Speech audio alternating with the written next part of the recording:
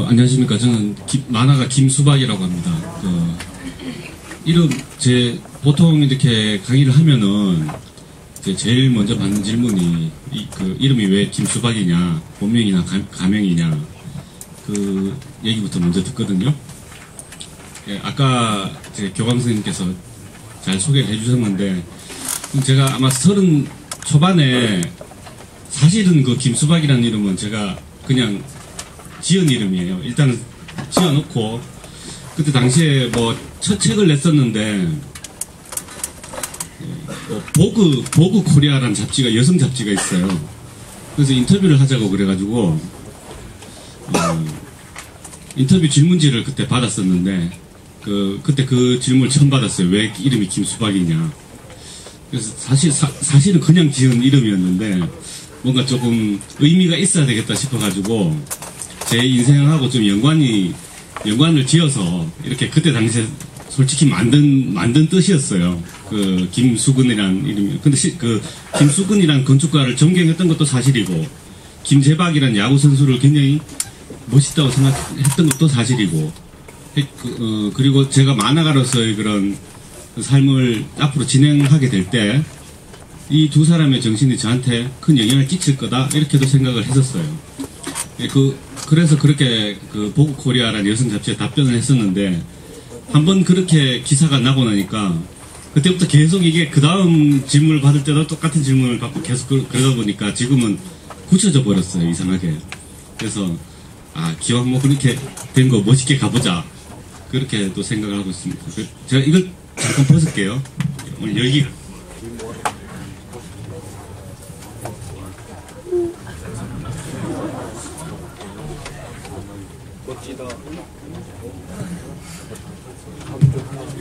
건축가 김수근 선생은 이제 올림픽 스타디움도 만들고, 서울에 가면은 대학로에 보면 그 선생님의 건물이 많아요. 빨간 벽돌을 미적으로 굉장히 많이 사용하신 분이거든요.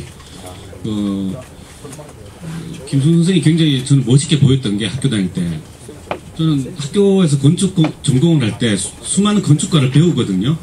르꼬르비제 이런 사람들 막 배워요. 일본의 안도 다다오, 전 세계적인 건축가들을 굉장히 많이 배우는데 왜 우리나라 사람은 한 명도 안 배울까? 그런 생각을 했었는데, 우리나라는 그냥 집을 막 짓는 것 같았잖아요. 그런데 우리나라에도 굉장히 건축 설계에다가 개념을 집어넣어서 설계를 한 사람이 있더라고요. 그게 김수근 선생이었고, 아까 얘기했듯이 88 올림픽 스타디움 이렇게 감싸는 방식으로 되어 있잖아요. 그게 건축에서 제일 공간을 효율적으로 사용하는 방법은 네모나게 지으면 돼요. 네모나게 지어야지 가구도 딱딱 잘 들어가고 나머지 공간들을 제일 효율적으로 극대화시켜서 사용할 수 있게 되겠죠. 근데 건축에다 개념을 넣는다는 건, 디자인도 넣고 개념을 넣는다는 건 그런 효율성하고 반대로 갈 수가 있어요. 그럼에도 불구하고 인간은 미를 추구하는 존재이기 때문에 그게 필요하죠. 우리나라에서도 그런 개념을 적용시킨 건축가가 있다라는 걸 알고 너무 그때 기뻤었어요. 내내 그냥 외국 건축가들만 공부를 하다가. 그래서 이 만화를 시작할 때 나도 우리나라에서 그런 사람이 되어야 되겠다, 그런 생각을 한번 했었고, 그리고 김재박 선수는 여러분 잘 모르겠지만은 제가 한 8살 땐가 한일전 야구를 하는데, 김재박은 지금 감독이니까 저쪽은 제 친구 아시는구나. 이제 포볼로 이 사람을 내보내려고 하는 거예요. 김재박 선수를, 일본 투수가. 그래서 볼을 빼는 거야, 이렇게. 근데 이 사람 되게 잘 치는 사람이거든요. 그럼 볼을 빼면 어떻게 돼? 포볼로 그냥 나가야 되죠. 치지도 못하고. 근데 또 네 번째 보니까 밖으로 빼는데 이렇게 배트를 잡고 붕 날라가지고 그걸 탁 치고는 1루 진출을 했어요. 그 8살에, 그게 왜 그렇게나 8살에 감동적으로 보이는지 모르겠어요. 그게 시사하는 바가 굉장히 많죠. 여러분들도 이렇게 앞으로 사회에 나가면은 어떤 환경이나 이런 것들이 자기 자신을 제압할 때가 있을 거 아니에요? 나는 기회만 주어지면 굉장히 열심히 해서 쳐 나갈 수 있다고 자신감을 가짐에도 불구하고 환경이 나를 제압할 때가 있죠. 그럼에도 불구하고 치고 나간다는 거잖아요. 김지박 선수가. 아, 저런 종류의 자세를 내 삶에다가 적용을 해서 가야 되겠다. 그런 생각을 막 했던 것 같아요. 그래서 그 두 사람의 정신을 좀 심어놓고 갔으면 좋겠다. 그래서 이름을 그렇게 지은 거예요. 근데 실은 그냥 수박을 좋아해서 지었던 거고, 실은 그렇게 후차적으로 그 의미를 이렇게 우겨 넣은 거죠. 그것도 뭐 나쁘지 않잖아요. 처음에 지었을 때는 아주 저는 사람의 인생이 있잖아요. 열심히 계획을 해서 그걸 계획을 해서 실천을 해서 이루어 나가는 것도 의미가 있다고 생각하지만 우연한 어떤 길을 가서 상상도 하지 못한 인생의 길을 걸어가는 것도 굉장히 재미있다고 생각해요. 전자랑 후자랑 어느 게 더 좋다라는 거는 누구도 말을 할 수가 없어요. 결론을 내릴 수가 없어요. 그래서 인생에 답이 없다는 얘기가 있잖아요. 예, 인간이 수천 년 동안 인생의 수많은 그런 패턴을 겪었다고 했을 때 인생의 답이 만약에 있었다면 이미 내렸겠죠. 누군가 우리의 인류가. 근데 지금 인간이 이만큼 진화를 한 이후에도 인생의 답은 아직도 누구도 정확하게 내리지 못하고 있어요. 그런 거를 많은 선생님들이나 스승들이나 작가들이나 이런 사람들이 계속 인생을 얘기하고 있죠. 그러나 한 가지 답은 없어요. 처음에 그런 우연에다가 기대는 마음도 있었어요. 예, 제가 고등학교, 대학교 때 참 좋아했던 가수가 있는데 김현식이라는 사람이 있거든요. 김광석도 있고 아시죠?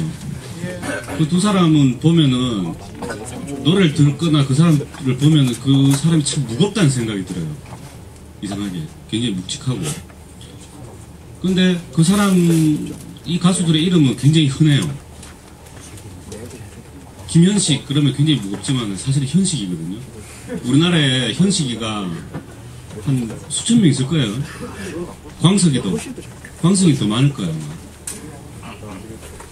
그런데 왜 그 이름은 그렇게 무거울까? 그런 생각을 좀 해봤죠. 그리고 제가 고등학교 때는 피천득이라는 수필가가 있었어요. 교과서에 나왔었는데 여러분 모르시죠? 피천득. 그 수필이 뭐 내가 좋아하는 것들 뭐 이런 것들에 대한 수필이 있었는데 그분도 참 이름이 그래요. 피천득이라고 그러니까 굉장히 고귀하고 빛이 나는데 천득이에요. 천득이 이름이. 그때 깨달았죠. 이게 이름이 참 잘 짓는다고 그 사람이 빛나는 게 아니구나. 굉장히 흔한 이름이고 너무나 많은 사람이 갖고 있는 이름이라도 그 사람의 인생의 결과가 그 이름을 굉장히 무겁게 하는 거예요. 그걸 깨달았고 그래서 흔하게 지어서 내가 살아가는 만큼 내 이름에다 한번 무게를 내가 점점 지어주면은 참 재밌겠다. 굉장히 흔한 이름을 무겁게 만들거나 빛나게 만드는 거거든요. 근데 제일 흥미로운 일일 것 같다. 그렇게 생각해서 동전 던지기 하듯이 지은 이름이에요. 후보가 호박과 수박 두 개가 있었거든요. 동전 던졌는데 수박이 나오더라고요. 제가 빙설 수술을 좀 잘하는데 좀 약간 막 삼천포로 빠져도 조금 이해해 주세요.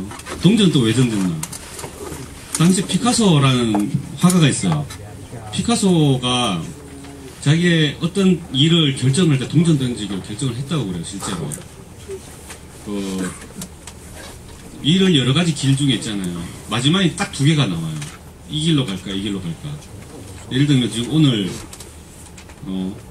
오늘 딱 2시간이 있는데 지금 국사 공부를 해야 될까 수학 공부를 해야 될까 영어 공부를 해야 될까 되게 이제 정하기 힘들잖아요.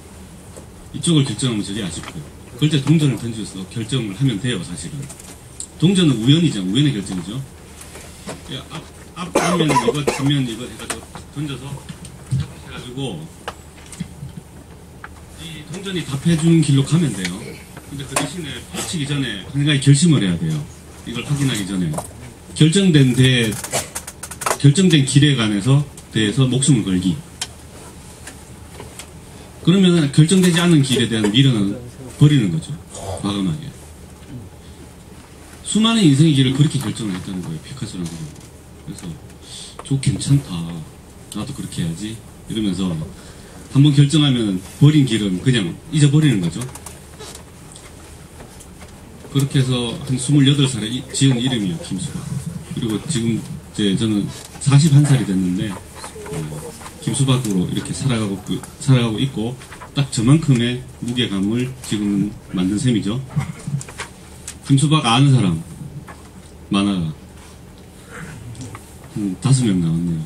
강풀 아는 사람 강풀 내리세요. 강풀이 저하고 동갑이에요. 이제 만화를 시작할 때 초기에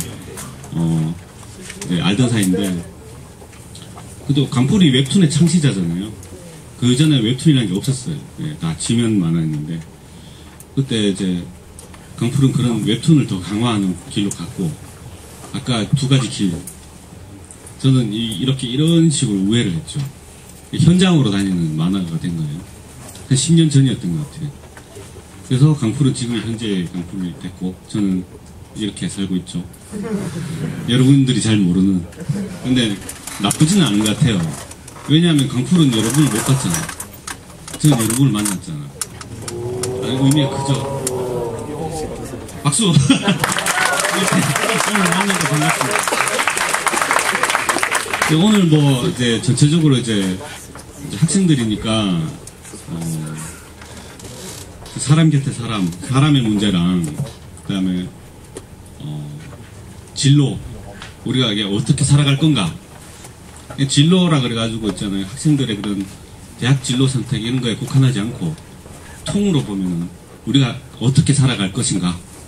그 다음에 행복에 연관된 그런 얘기들을 좀 해갈까 합니다. 벌써부터 이제 엉뚱한 수다를 떨다 보니까 이미지를 좀 띄워주실래요? 그냥 이미지라서 제가 넘겨달라 그러면 그냥 넘겨주세요. 그냥 스톱하면 스톱하시고. 아까 교감 선생님하고도 잠깐 대화를 나눴는데 학생들한테 어떤 얘기를 해야 될까 고민을 하다가, 지금 몇 학년이세요? 2학년이신가요? 1학년, 2학년. 곧 있으면 있잖아요. 여러분들이 자기 미래를 결정해야 되잖아요. 의외로 그 결정은 아까 그 동전 던지기처럼 어떤 두 가지의 어떤 중에 하나의 결정을 해야 돼요. 근데 우리나라에서는 19살에 결정하는 게 평생을 기억하는 경우가 많아요. 그거는 우리나라가 조금 잘못돼서 그래요. 좀 이상하게 돼서. 한 가지 전공을 해서 그 전공으로 계속 깊어져서 인생 전체를 지배하게 되는 경우가 많잖아요, 사실상. 근데 18살, 19살한테 내가 무엇을 하고 싶은가? 라는 것을 여러분들이 그걸 결정지을 대단한 지혜를 가지고 계세요. 이 굉장히 사실은 위험한 상태거든요. 근데 결론은 어떤 걸 결정해야 될까요? 이 사회에서 제일 살아가기 제일 좋은 것, 이런 걸 결정해야 될까? 근데 결론은 사실은 여러분 각자가 제일 좋아하고 잘하는 걸 결정해야 되겠죠. 제일 좋아하고 잘하는 것을 나머지 평생 동안 한다면, 좋아하는데 잘하기까지 하는 거를 갖다가 평생 한다면 그거만치 행복한 게 없잖아요. 인생의 목적은 행복이잖아요, 결국은. 제가 그게 처음에 어긋나가지고, 다음 제가 진짜 원하는 것을 하기 시작한 게 여러분보다 10년이 늦은 사람이거든요. 30이 넘어서 그걸 비로소 깨달은 사람이에요. 근데 살다 보면 그런 사람 굉장히 많습니다. 왜 그러냐면은, 제가 이제 전공을 선택할 때는 건축을 전공했다고 했는데, 그때는 그게 굉장히 인기가 많았어요, 우리나라에서. 그때 무슨, 선생님들은 아시지만은, 시트콤 드라마가 있었는데, 이병헌이 주인공이었어요. 이병헌이 그때 신인이었어요. 지금 최고 탑스타잖아요. 이병헌이 신인으로 나온 내일은 사랑인가? 선생님 모르세요? 압니다. 내 이름은 사랑. 내일은 사람. 내일은 사람 아는 사람은 아시는 분은 40 넘는 사람이에요. 그래서 이병헌이 그 건축학도로 나왔어요. 건축과 이렇게 설계 도면을 막 그리고 그 이제 이 스티로폴로 모형도 이렇게 만들고 막 그랬는 거예요. 그 이전에는 우리나라가 건축이란 개념이 현장, 노가다 뭐 이런 개념이었는데 이병헌이 그렇게 나오니까 건축이란 이미지가 확 달라져 버린 거예요. 우리나라 전체에서. 그래가지고 건축학과에 진학하려는 사람들이 숫자가 엄청나게 늘어났어요. 그러면 어떻게 돼요? 점수가 막 올라가잖아요. 경쟁률이 높아지니까. 이런 어처구니 없는 사태가 있습니까, 이게? 그게 자기한테 얼마나 자기한테 잘 맞는지 그거는 떠나가지고 너무나 이렇게 유행 비슷하게 붐 비슷하게 그렇게 탄 거예요. 제가 학교에 들어갈 때 저는 그때 전기대 후기대 뭐 그랬는데 뭐 교감 선생님이 아까 나오셨다는 학교에 도전했다가 탈락 떨어지고 그래서 막 후기대까지 가게 된 건축을 고집하다가 그랬던 이제 과거가 있어요. 그리고 몇 년 있다 보니까 그 다음 인기가 있는 학과가 다시 붐이 일어나는데 그것도 역시 드라마 때문이었어요. 그때는 또 다른 시트콤에 나오는 학생들이 신문방송학과 학생들이에요. 신문방송학과가 갑자기 한 2, 3년 후에 뜬 적도 있어요. 근데 문제는 뭐냐면은 그 전공자들이 사회에서 잘 먹고 잘 사는 거는 그 전공 때문에 잘 사는 게 아니고 개인 능력 때문에 잘 사는 거거든요. 개인 능력이 부족한 사람은 어차피 그게 그거예요. 근데 자기의 나머지 평생 인생을 선택할 것을 그런 종류의 유행이나 붐에 따라서 있잖아. 간다는 게 말이 되냐는 거예요. 그걸 왜 아무도 안 말렸을까? 제가 93학번인데, 제가 졸업할 때쯤 되니까, 제가 졸업을 한 98년, 99년, 뭐 군대도 갔다 오고 남자는 그렇잖아요. 97년에 IMF 외환위기라는 게 있었어요. 거대한 외환 위기가, 국가가 이제 공황에 빠지면은 제일 먼저 무너지는 게 건설업계거든요, 실제로. 그때 막 졸업을 앞두고 있는데 우리나라에 상당수의 건설업계가 다 부도가 나더라고요. 졸업을 했는데 들어갈 데가 없어요. 제가 취업할 데가 한 군데도 없어. 야, 이게 이렇게 되는구나. 그러니까 10년 전에는 최고 인기이던 학과가 그렇게 된다는 거예요. 이렇게 10년 주기로 사실은 무지하게 바뀌어요. 이걸 역으로 보면 지금 현재 여러분들한테 제일 이 분야가 참 가망성이 있다라고 여러분들한테 추천받는 학과가 10년 뒤에 어떻게 사회가 바뀌어 있을지 모른다는 거예요. 결론은.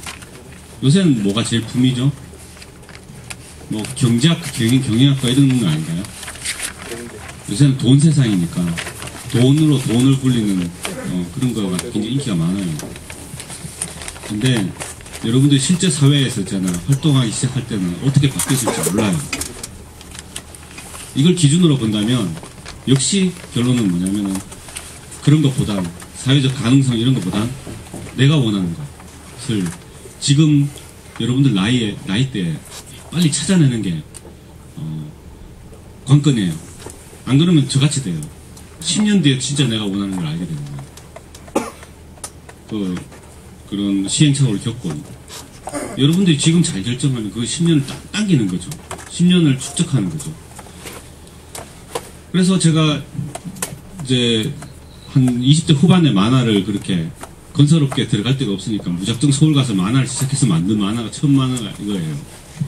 근데 제 전공을 살려서 저는 막일을 하러 다녔거든요. 딱 타 분야로 가면은 처음부터 일이 많을 리가 없어요. 그러니까 저를 아는 사람이 아무도 없잖아. 그래서 자기 생활비는 자기가 벌어야죠. 그래서 아르바이트 중에 제일 단가가 높은 막일을 하러 다닌 거예요.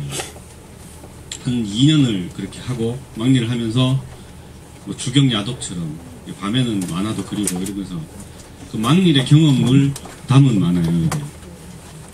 오늘 주제 사람 곁에 사람 저걸 저 막일을 하면서 굉장히 깨달았어요. 저는.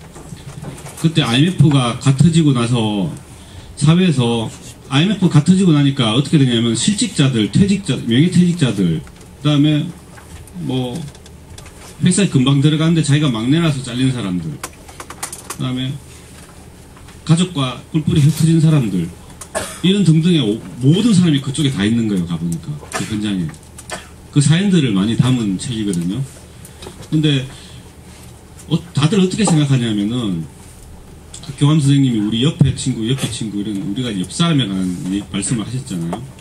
우리는 과연 내 옆 사람을 어떻게 보고 있는가, 이걸 절실히 깨달았어요. 저는 그 사람들이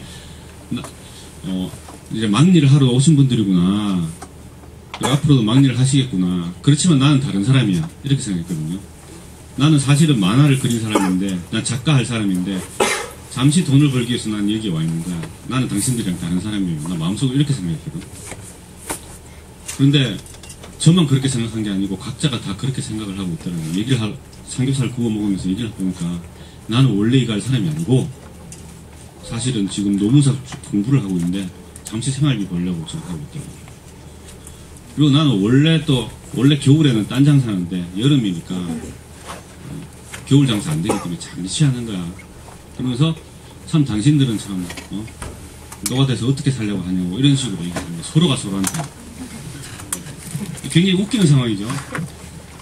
그때 이제 느꼈죠. 사람 위에 사람 없고 사람 밑에 사람 없다. 이게 인간의 진리구나. 내가 남을 함부로 보면 안 되는구나. 그런 깨달음을 잔뜩 담아가지고 이런 책을 만들었는데 쫄딱 망했어요, 이 책이. 왜냐하면 이제 제목에 맨자가 붙으면은 히어로가 한 명 나와야 되잖아. 그래서 사람들이 이제 그나마 관심 있었던 사람이 책을 사보고는 히어로가 한 명도 안 나오고 노가다꾼들, 막일꾼들만 전부 다 그게 쫙 나오거든요. 사실 읽어보면 재밌는데 히어로 나온 것보다 더 재밌는데 이제 제목이 이제 오해를 받아서 쫄딱 망했습니다. 게다가 출판사에서 지금 재판도 안 찍어주고 있어요. 전설의 책이 되어버렸어요. 다음을 어떻게 그렇게 넘기면 됩니까? 그래서 그렇게 하면 안 되겠구나. 나도 떠야 되겠다. 인간이 제일 관심이 많은 분야가 뭔가? 사랑이다. 사랑이라는 얘기도 좀 만들어 봤어요. 근데 이것도 제목 때문에 또 망했어요. 제목을 잘못 지은 거야. 제목을 똑바로 지어야 되는데, 이게 저는 오늘까지만 사랑해라는 뜻이 굉장히 고귀한 뜻으로 지은 거거든요. 뭐, 우리 친구가 있으면은, 또는 저도 집에 집사람이 있거든요. 오늘까지만 이 사람을 오늘까지만 사랑한다고 생각을 하면은 내 모든 사랑을 줄 거 아니에요. 내일은 없으니까. 그죠? 매일매일 그런 마음으로 산다면 내일도 오늘이 되잖아요. 그러면 오늘까지만 사랑한다는 마음으로 모든 사랑을, 그런 아주 고귀한 뜻인데, 오늘은만 사랑하고 내일은 사랑 안 한다는 그런 있잖아. 아주 나쁜 사랑으로 오해를 받고, 게다가 이거 책 냈을 때 같이 나온 책이 뭐냐면은 현정행 부부 아세요? 제가 제일 싫어하는 부부인데 그 부부가 너무 다정하잖아요. 애도 넷이나 낳고. 저렇게 부부가 다정할 수 있나? 이 선생님들도 결혼하신 분들이 계실 텐데 결혼 생활은 그렇지 않거든요, 절대. 갈등이 있고 많이 싸울수록 서로를 잘 알고 이런 건데 한 번도 안 싸웠다잖아요, 그 두 사람은. 그게 말이 돼. 그래서 마누라한테 저 부부는 10년 안에 이혼한다. 내가 내기를 10만을 걸었어요. 근데 점점 더 다정해지더라고, 그 부부는. 그 부부가 이 책이 나왔을 때 똑같은 산책을 냈어요. 제목도 비슷해. 그게 오늘 더 사랑해. 2008년도 찾아보세요. 진짜로 나와요. 오늘 더 사랑해. 그건 되게 인기가 많고, 저는 뭐 또 망했어요. 사실은 좋은 얘기가 많은데 이 안에도. 좀 넘겨주세요. 다음.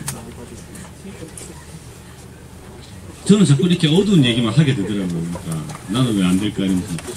이거는 저 빨간 풍선이라고 최근에 낸 책인데, 부산에서도 이제 그런 풍선 날리기 안 해요. 그 연말에. 연초에 보면은 하늘에 이제 헬름 풍선 날리기 하잖아요. 자기만의 풍선. 서울에서 그런 걸 하더라고요. 남산에 갔더니. 근데 풍선에다가 이제 이런 쪽지에다가, 저 쪽지가 묶여져 있죠? 쪽지에다 자기 소원을 쓰는 거예요. 그래서 묶어서 탁 날리는 게 한 이렇게 100명 정도 되는 사람들이 한꺼번에 하나, 둘, 셋 하면 탁 날리는 거죠. 그 광경을 제가 우연히 보게 됐는데 너무 재밌었어요. 저는 소원을 그게 쓰기 싫었어요. 난 그 남들이랑 똑같은 행동을 안 할 거야. 뭐 이런 주의자라서 난 안 해. 그러다 보니까 구경만 하게 됐는데 각자 자기 소원을 쓸 때 있잖아요. 우리는 평소에는 서로 못 버리면서 쿨한 척 하고 싶어 하잖아요. 근데 자기 소원을 쓸 때 있잖아요. 사람 눈빛이 그렇게 간절해져요. 막 써요. 내년에는 시집가게 해달라고 막 쓰고 그렇잖아요. 막 열심히 쓰더니 이렇게 묶어요. 하나, 둘, 셋 하면 탁 날리는데 저는 남들이랑 똑같은 행동을 안 했기 때문에 이 전체를 볼 수 있는 거예요. 근데 이 구성원들은 전체를 못 봐요. 내 풍선이 탁 손에서 떨어지는 순간 있잖아요. 한 4,500개가 한꺼번에 올라가기 때문에 한번 옆에 전체를 봤다가 탁 보면은 내 풍선이 어느 건지 알 수가 없잖아. 다 아는 거야, 그걸. 자기 손에서 뜨는 순간부터 한순간도 안 놓치는 거예요. 대기권까지 갈 때까지. 점이 될 때까지. 저는 그걸 안 했기 때문에 이 전체 사람들을 다 보게 되는데 똑같은 행동을 하고 있는 거예요. 근데 그 눈빛이, 와, 얼마나 그게 간절한지. 그런 마음을 좀 담은 책이에요. 그게 너무너무 아름다워 보였어요. 뭔가를 원한다는 거. 뭔가를 원하는 것을 이루는 것이 아름다운 게 아니고 뭔가를 원하고 있다는 게 굉장히 아름다운 거예요. 그래서 일부러 퍼플 볼륨이라고 했어요. 원한다는 것은 있잖아요. 레드, 예쁜 색깔이 아닌 것 같다. 퍼플이라고 말을 하는 건 좀 빛비친 것 같았어요. 저는 그 사람들 눈빛이 있잖아요. 약간 빛을 띈 것처럼 간절해 보였어요. 행복은 뭔가를 원하는 걸 딱 가졌을 때 행복의 유효 기간이 얼마인 것 같아요? 여러분들이 학생이 스마트폰을 가졌을 때 얼마 동안 행복했어요? 그렇죠. 1년도 있어요? 보통 하루 반나절인데 스마트폰은 60만원씩 해서 이 할부금이 다 끝날 때까지 행복해야 되잖아요. 원래는 2년 그 계약 기간 동안 행복해야 되잖아요. 근데 많이 가봤자 일주일이죠. 일주일. 그리고 평상시로 돌아와 버려요. 난 이걸 분명히 가지고 있는데도 감정은, 행복한 감정은. 근데 나중에 있잖아요. 뭐든지 하다가 있잖아요. 뒤돌아보면은 내가 언제 제일 행복했을까 이렇게 떠올려보면은 그걸 막 원하고 있을 때 행복해요. 그걸 갖고 손에 쥐었을 때가 아니고 손에 아직 없는데 그걸 막 원하고 있을 때. 여러분들 지금 제일 원하고 뭘 원해요? 학교만 졸업하면 난 정말 행복할 거야. 그러잖아. 그죠? 근데 형 스마트폰이랑 똑같아요. 학교 졸업하면은 너무나 일상이 돼버려요. 또 뭔가 간절해져요. 내가 뭐 군대만 제대하면 행복하겠어. 뭐 이런 거 있잖아. 여자친구만 있으면 행복할 거야. 이렇게 되잖아요. 자기가 그 현재가 행복한지를 모르고 자꾸 그 다음을 떠보게 되는 거예요. 이것도 거꾸로 보자고. 지금 현재 여러분들이 졸업만 하면 행복할 거야. 이 마음을 갖고 있는 지금 현재가 지금 행복한 상태예요. 지금 행복한 상태라서 행복해 하면은 자기 이익이에요, 그게. 나는 왜 안 행복할까 그러면서 막 불행해하고 있으면 그냥 자기만 불행한 거예요, 그냥. 그러니까 그냥 행복해 하세요, 지금. 그러면 돼. 예, 다음. 그런 걸, 이것도 나중에 관심 기울여 주세요. 망했으니까.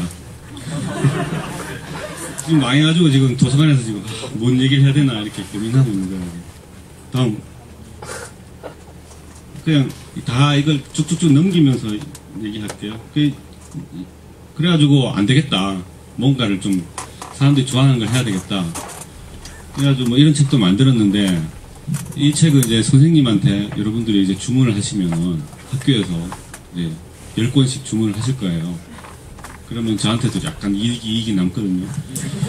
인간, 이제 베르나르 베르베르라는 작가인데, 뭐 개미 뭐 이런 거 만든 작가들, 제3인류. 여러분들이 제일 좋아하는 작가야. 우리나라 사람들이 좋아하는 외국 작가 5명 중 1명이래요, 이 사람이. 근데 이 사람 좀 이상한 게, 우리나라 사람이 좋아하는 외국 작가 나머지 4명이 누구냐면은, 뭐, 헤밍웨이, 섹스피어, 뭐 이런 사람이에요. 도스토옙스키. 이 나머지 4명이랑 이 사람 달라요. 나머지 4명은 전 지구인이 다 좋아하는 작가예요. 여기 끼어있는 베르나르 베르베르는 한국 사람만 좋아하는 작가예요. 나머지 다른 나라 사람들은 잘 몰라요. 왜냐면 이 사람이 한국에서 떴거든, 실제로. 개미란 책을 마케팅이 굉장히 잘 돼가지고. 그래서 이 사람이 이제 프랑스 사람인데, 출판사에서, 다음 주에 한번 오시겠습니까? 그러면, 네! 이러면서 비행기 타고 휙 날아와요. 한국을 너무 좋아해, 감사해야 하는. 자기 인생을 바꿔줬기 때문에. 근데 이 사람이 이제 소설에 나오는, 이 사람 소설 여러 군데에 나오는 사전이 있어요. 그 사전을 갖고 제가 만화를 만든 거거든요. 내용이 재밌는 게 굉장히 많아서. 우리가 익히 알고 있는 거하고 반대인 경우가 되게 많아요. 다음.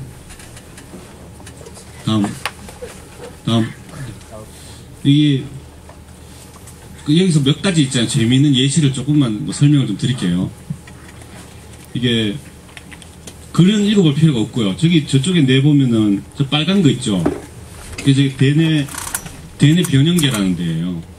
제일 뇌 안쪽에 있는데, 아마 동물은 이렇게 진화했겠죠? 처음에는 뇌가 요만하다가 점점 밖으로 감싸면서 좀 커졌겠죠, 이렇게. 제일 초기 형태의 뇌겠죠? 그러니까, 동물에 있잖아요. 기본적인 욕망을 담당하는 파트예요, 저기가. 잠이 오면 자고 싶고, 배가 고프면 먹고 싶고, 그런 거. 화가 나면 화를 내고, 그냥 그런 거. 그리고 밑에 노란 부분이 그걸 감싸고 있는 우리가 아는데, 대뇌 심피질이라 그래요. 이거는 좀 진화된 능력을 감당하겠죠. 예를 들면, 사랑을 하고 싶고, 또 지적인 욕구를 가진다든지, 특히 제일 중요한 거, 인간으로서, 사람이 동물 중에 가장 진화한 동물이잖아요. 인간적이다라는 걸 담당하는 부분이 아니겠어요? 다른 도마뱀이나 개구리는 안 가지고 있는 건가. 근데 여기서 저는 굉장히 재밌는 게 뭐냐면, 재밌는 걸 말을 하고 있는 게, 이런 대뇌 밑에 심피질이 있죠. 인간적인 능력이 많이 발달한다고 해서, 안에 대뇌 변형계가 없어지지는 않는다는 거예요. 여러분들도 지금 많이 진화해서 인간이 되었지만, 배고플 때 먹고 싶은 욕망, 잠 올 때 자고 싶은 욕망은 여전히 가지고 있잖아요. 그죠? 존재하고 있죠. 근데 여기서 또 거꾸로 얘기하자면은, 주변에 한번 잘 살펴보세요. 어른들이나 친구들 중에서도 잘 살펴보세요. 저 대뇌 변형계의 욕망만 발달한 사람도 있어요. 인간인데. 실제로. 그러니까, 배고프면 먹고 싶고, 잠 오면 자고 싶기만 한 사람들도 있다는 거예요. 다른 욕망이 전혀 없는 그런 사람이 있어요, 실제로. 특히 아까 얘기했듯이 인간적인 면, 인간이 인간이기 때문에 인간성, 인간이어야 되는 저 능력 중에 가장 중요한 거는, 아까 교감 선생님이 얘기했듯이 주변 사람, 다른 사람이 아플 때, 뇌가 가장 크게 담당하는 게 다른 사람이 아플 때 같이 아파하는 능력이에요. 그게 상상이 되는 능력. 요새 이 개념이 되게 얘기가 많죠? 공감 능력. 근데 이 친구가 못을 밟아서 툭 찔렸잖아요. 근데 사실은 나는 안 아프죠. 근데 아프게 느껴지는 거 있잖아. 근데 사람 중에서는 그런 능력이 없는 사람이 있어요. 허허 그러면서 그런 사람이 있어요. 그리고 예를 들면은 내가 여기서 맛있는 거를 먹는데 바깥에 있잖아요. 참 못 사는 사회가 돼서 저 바깥에 어린이들이 굶고 있다. 그래도 나는 맛있게 먹을 수 있어. 그게 저 능력이 많이 발달하지 못한 거예요, 실제로. 최근에 이런 얘기 해도 되는지 모르겠지만 세월호 사태가 있었잖아요. 우리 보통 사람들은 그 배에 있는 사람, 그 다음에 가족을 잃은 부모들, 그 입장이 그 사람이 아닌데도 우리는 TV를 보면서 그걸 느끼잖아요. 상상을 하잖아요. 그 대뇌 심피질 능력이 많이 발달해 있는 거예요. 근데 우리는 TV에서 보잖아요. 그 능력이 발달이 안 돼서 상대방의 아픔을 전혀 상상을 못하는 사람이 하는 말, 그런 사람이 있잖아요, 실제로. 거기서 라면을 먹는다든지 하는 사람들이. 그러면은 그렇게 생각하시면 돼요. 저 신피지의 능력이 많이 발달하지 못했구나. 대뇌 변형계의 그런 능력까지만 돼 있구나. 뭐 개구리나 뭐 뱀, 도마뱀 정도의 그런 수준에 아직 지금 머물러 있구나. 이렇게 생각하시면 되고, 그 다음에 친구들 중에서도 남의 아픔을 모르는 사람 있으면은 너무 그 친구를, 그러니까 어떤 친구를 괴롭히는데 그 괴롭힘 당하는 친구의 마음을 전혀 모르는 아이도 있단 말이에요. 그러면은 좀 싫잖아. 두렵기도 하고. 그렇지 마음속으로 그렇게 생각하세요. 저 친구가 그게 많이 발달을 안 해서 그렇구나. 개구리나 도마뱀에 지금 나서 그런가 보다. 참 가엾이 여기라는 거예요. 그리고 자기 자신은 같이 아파하면서 자기가 인간성을 가진 사람임을 자부심을 가지시라. 이런 종류의 얘기를 할 수 있다는 거예요. 내 가지고도. 다음. 요거 끝날 때까지 넘깁시다. 요것도 이제 학생들한테 도움이 된 얘기라서. 저 항아리에 벼룩이 3마리가 있어요. 벼룩이 밖으로 퉁퉁 튀잖아요. 그래서 밖으로 나오지 말라고 뚜껑을 닫았어요. 그럼 벼룩이 나가려고 하다가 뚜껑이 자꾸 부딪히는 거예요. 두 번째처럼 통통통통통통. 근데 저 벼룩은 점점 있잖아요.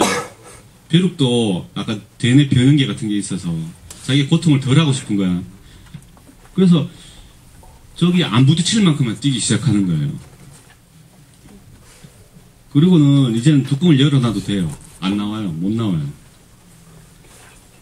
이거를 반대로 얘기하면은 저 벼룩은 내가 뛸 수 있는 능력은 저거보다 2배도 될 수 있는데 2분의 1만 뛰는 거예요. 어느새 익숙해져가지고 어떤 외부적 작용에 의해서 뭔가 길들여져서 우리 인간한테 적용할 수 있죠. 인간 능력은 있잖아요. 인간의 뇌는 어디까지 촘촘해질지 그거 한계가 없대요.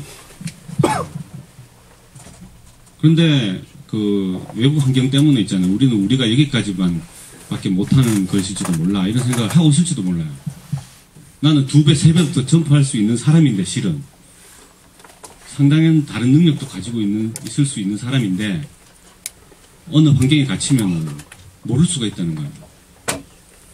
그걸 뭐 학교 다니면서 있잖아요. 공부만 계속하면은 우리 서로 모르잖아요. 누가 노래를 더 잘하는지, 그죠? 또는 누가 뭔가를 더 잘하는지 한 가지 행동만 하고 있기 때문에 모르는 거죠. 숨기죠. 근데 그거를 심지어 자기 자신도 모르는 거야. 좀 생각하고 삽시다. 내 안에 뭔가가 있을 거야. 다음 넘기죠.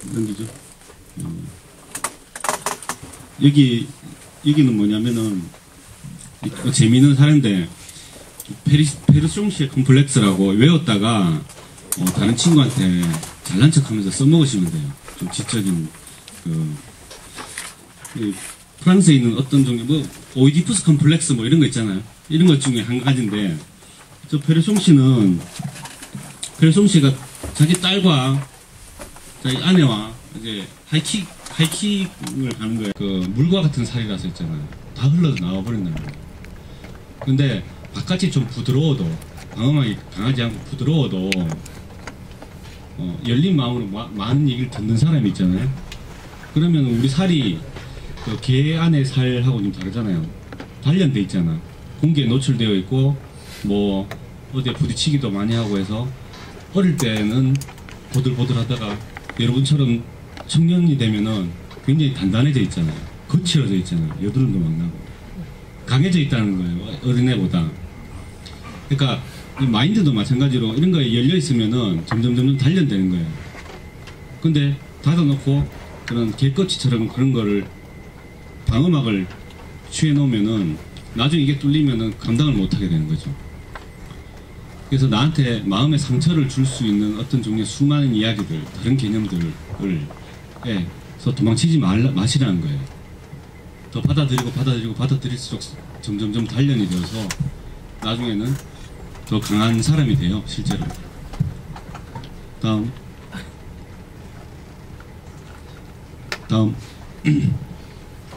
넘깁시다.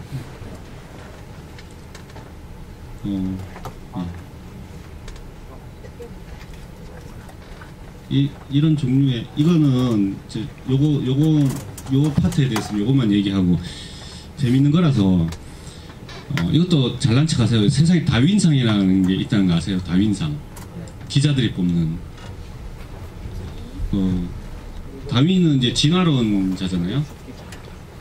그래서 어떤 멍청한 일을 해가지고 멍청한 일을 했다가 죽음으로써 인간 진화의 보탬이 된 사람한테 주는 상이에요. 그 사람이 죽음으로써 그럼 인간의 지능이, 전체 지능이 평균적으로 올라갔잖아요. 스스로 멍청한 일을 해가지고 자기 자신을 없앰으로써. 그 기자들 그 사람, 실제 그 사망한 사람들한테 상을 준 거예요. 몇 년도에 하나씩. 이 사람은 테러리스트인데 자기 소파에다 폭탄을 설치해가지고 그 사람 죽일 사람한테 보냈어요. 근데 우표를 안 붙였어. 그래 반송이 된 거야, 폭탄이. 이거 뚜껑을 까면 폭발하거든요. 근데 반송이 됐는데 자기한테는 소폰자고 와 좋다고 가가지고 그걸 깠어요. 그래가지고 폭발해서 사망했어요. 다윈상, 1994년 다윈상 수상자예요. 다음, 인간 참 재밌는 걸 많이 하죠. 재밌는 걸 많이 만들어요. 저 사람은 이제 얼음을 깨려고 낚시하려고 다이너마이트에 불을 붙여서 던졌는데 자기의 충견, 자기만 좋아하는 충견이 그걸 물어다가 걔는 주인만 좋아하잖아요. 남들한테 가고 주인만 쫓아다니는 거야. 그래서 폭발해서 사망했고. 사람이 그럴 때가 있잖아요. 이 토론토의 어떤 변호사인데 이 사람은 저 빌딩에 한 25층에 자기 사무실이 있는데 갑자기 그럴 때가 있잖아요. 이게 저 창문이 저렇게 있는데 이거 제대로 지은 거 맞아? 이런 생각이 갑자기 든 거야. 책을 보다가. 사람이 그럴 때가 있거든. 갑자기 이상한 생각이 들 때가 있어. 그래서 자기 몸으로 그 창문에 경고함을 시험하다가 이제 떨어져 사망했어. 가서 부딪힌 거지. 에이, 잘 지었는지 확인하겠어 이러다가. 다음. 그리고 뭐 러시안 룰렛이란 게임 있잖아요.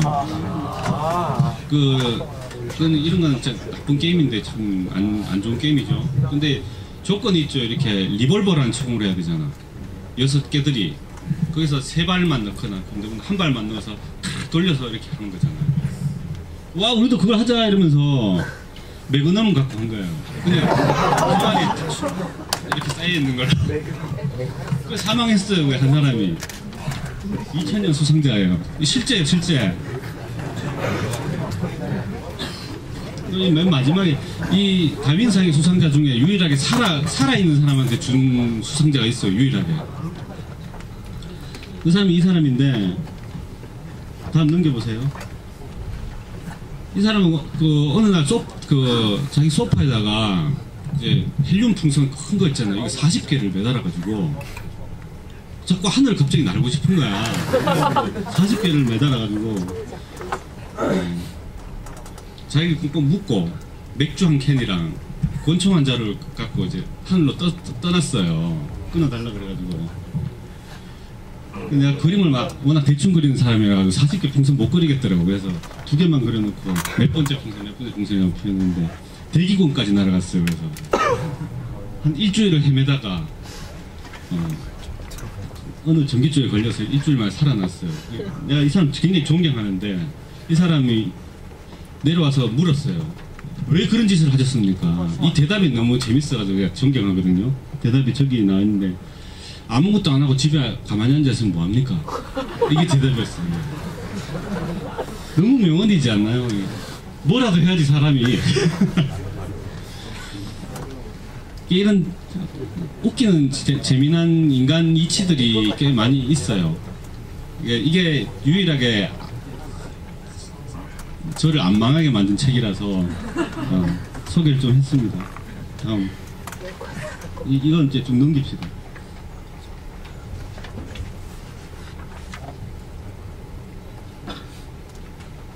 여기 아까 제일 처음에 이제 노가다만 하잖아요. 우리나라에서는 그 사람들이 굉장히 싫어하던데 프랑스에서는 좋아하더라고요. 그래서 이제 번역해서 프랑스에서는 팔려요 이게. 아까 이제 베르나르 베르베르랑 반대예요. 그 사람은 프랑스에서는 아무도 몰라. 우리나라 사람만 알아. 나하고 똑같지. 규모의 차이는 있지만 나도 우리나라에는 당신들 강풀밖에 모르잖아. 우리나라에서는 아무도 몰라. 근데 프랑스에서는 되게 유명해요.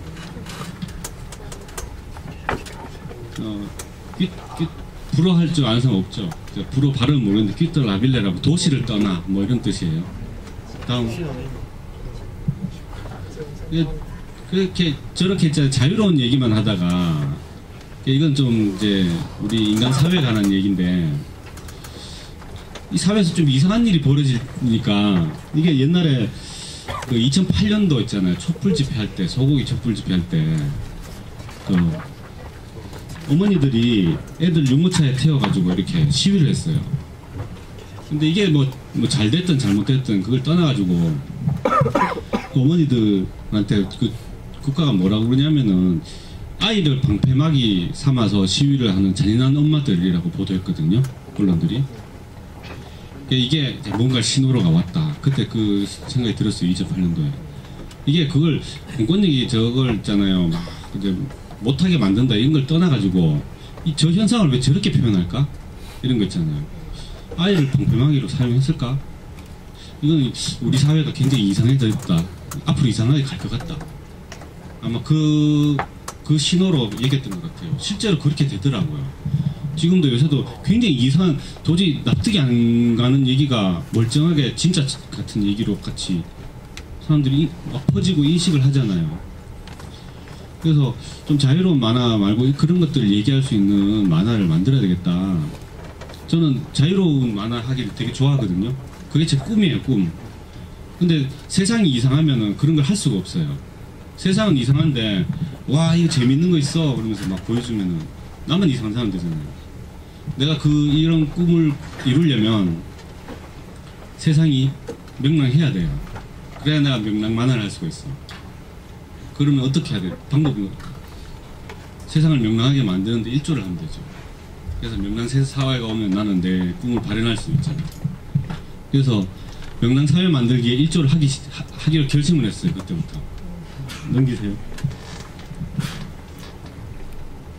그때 용산이라는 일이 있었어요. 실제로. 이런 책도 좀 만들어졌어요. 그때 이제 용산의 그 철거민들이 이제 건물에서 막루를 짓고 버티다가, 과거에는 그 사건 여러분 모르시죠?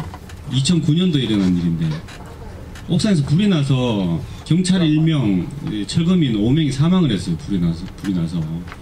그 사망 의혹도 있어요. 그걸 담은 책을 제가 냈는데 그때부터 좀 알려졌어요. 제가 그 의혹을 아무도 사회에서 얘기를 안 해가지고 제가 가서 인터뷰를 해보니까 그 의혹을 얘기를 하더라고요.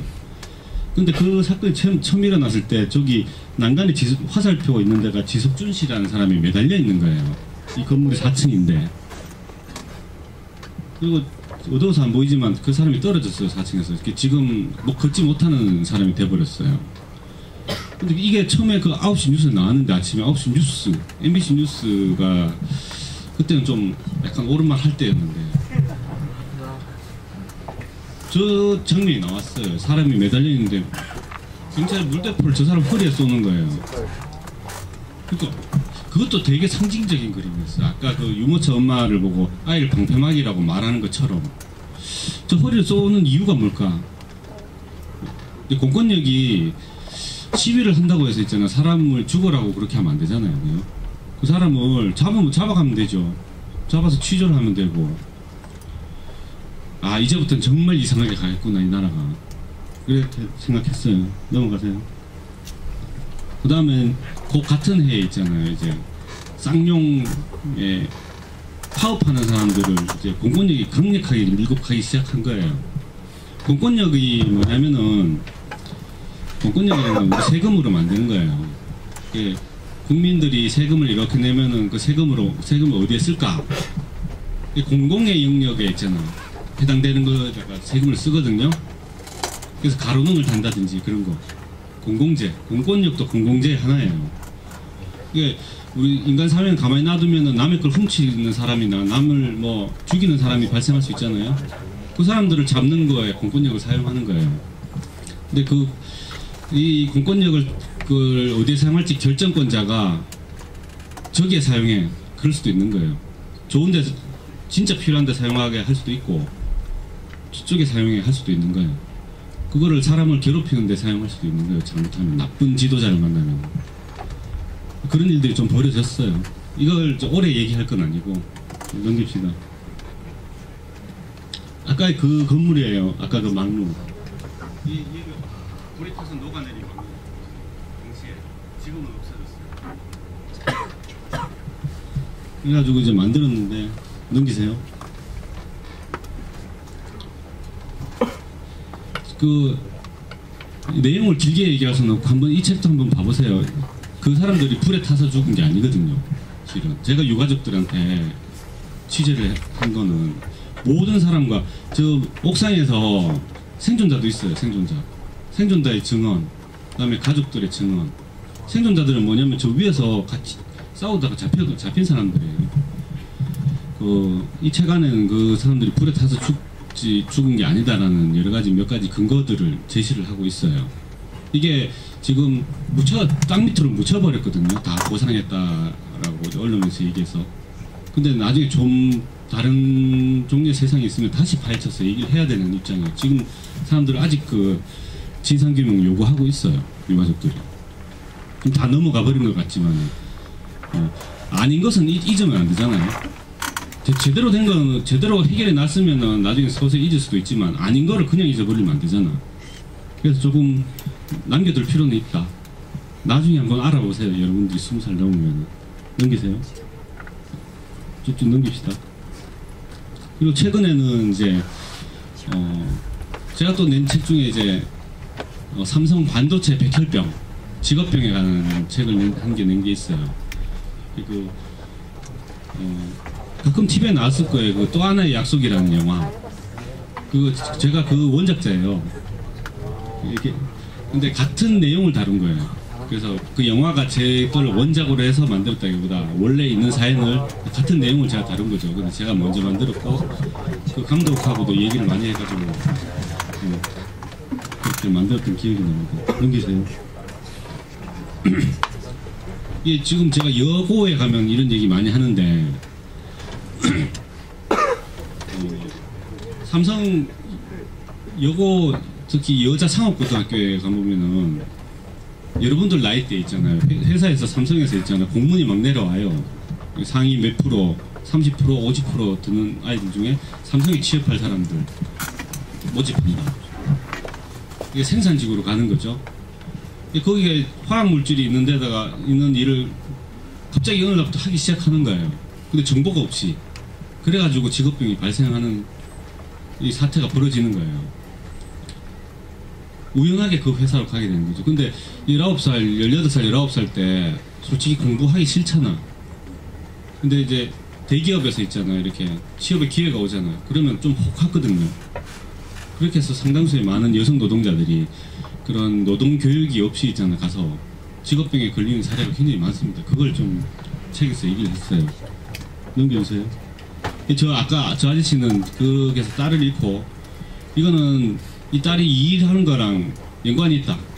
산업재해다 라고 계속 주장을 하고 있는 거고 그 일이 사태가 커져서 영화까지 나오게 된 거예요. 그 회사에서는 자기 일하는 환경하고 그 백혈병은 연관성이 없다 라고 계속 주장을 하고 있고 그걸 근로복지공단이 산업재해라고 인정을 안 해주니까 이 자식을 잃은 사람들이 근로복지공단이랑 소송을 하고 있는 거예요. 근로복지공단은 국가기관이거든요. 그래서 산업재해 판정을 내리고 국가가 보험으로 뭐 적용도 해주고 이런 역할을 해야 되는 건데 대기업이 로비를 해서 그런 판정이 안 나게 해요. 실제로. 여러분들 어른들 세상 보면 있잖아요. 좀 이상한 일을 하기도 해요. 그런 걸 보면서 이제 결심해야 될 것은 내가 어른이 되면 그렇게 하지 말아야지. 이런 결심을 하시면 돼요. 넘기세요. 이것도 책에 보면 내용이 나와 있으니까 나중에 관심이 있으면 한번 봐보세요. 넘기세요.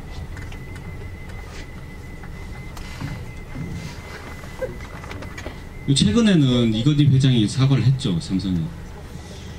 이건희 회장이 좀 아프다고 그래요. 지금. 그래서 야, 좀 착해지고 싶은가 보다. 그런 것도 좀 있어요. 그건 잘 모르겠어요. 넘기세요. 쭉 넘기세요. 최근에는 이제 여러 문제에 관련 있는 사교육 문제 가지고 창비해서 좀 얘기를 좀 했는데, 사교육 다 봤죠? 제가 여기서 주장했던 거는, 선생님들 보면 제 또래 있잖아요. 제 또래는 사교육을 별로 안 받았거든요. 사교육을 안 받는 대신에 가지고 있는 게 뭐냐면은, 놀았던 기억을 많이 가지고 있어요. 그러니까 여러분들 부모님은 공부를 열심히 해야 돼, 그래야 경쟁에서 살아남을 수 있어, 이렇게 말씀하시지만, 그래서 너네들은 좋은 환경에서 태어난 거야, 이렇게 공부를 많이 할 수 있는 게 얼마나 좋은 거야, 그렇게 말씀하시지만, 여러분들 부모님들 정말 잘 노신 분들이에요. 조금 여러분들 좀 억울할 수 있어요. 젊을 때, 어릴 때 굉장히 열심히 잘 놀았던 기억은 완전 나중에 재산이 되거든요. 저는 지금 41살이 되니까 그게 정말 큰 재산이구나, 이걸 너무 절실하게 느껴요. 그게 나를 만들었구나. 내가 막 오만 헛짓거리 다 했던 게 나를 만들었구나. 원래 제목이 사랑이라는 이름의 추억 박탈이에요. 우리 세대가 여러분들 세대들을 추억을 만드는 기회를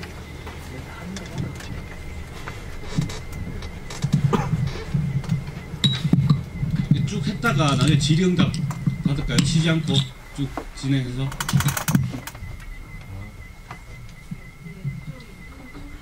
예, 쭉 한 10분 뒤까지 쭉 했다가 그때부터 질의응답 받을게요. 아, 꺼졌나?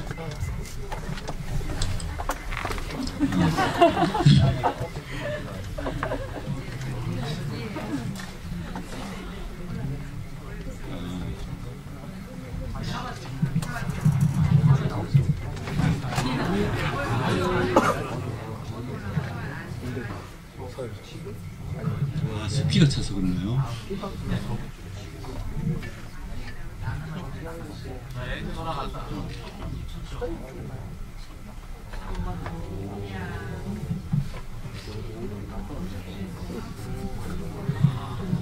예, 여러분들 열정이 많아가지고 지금 열기가 지금 흐르는.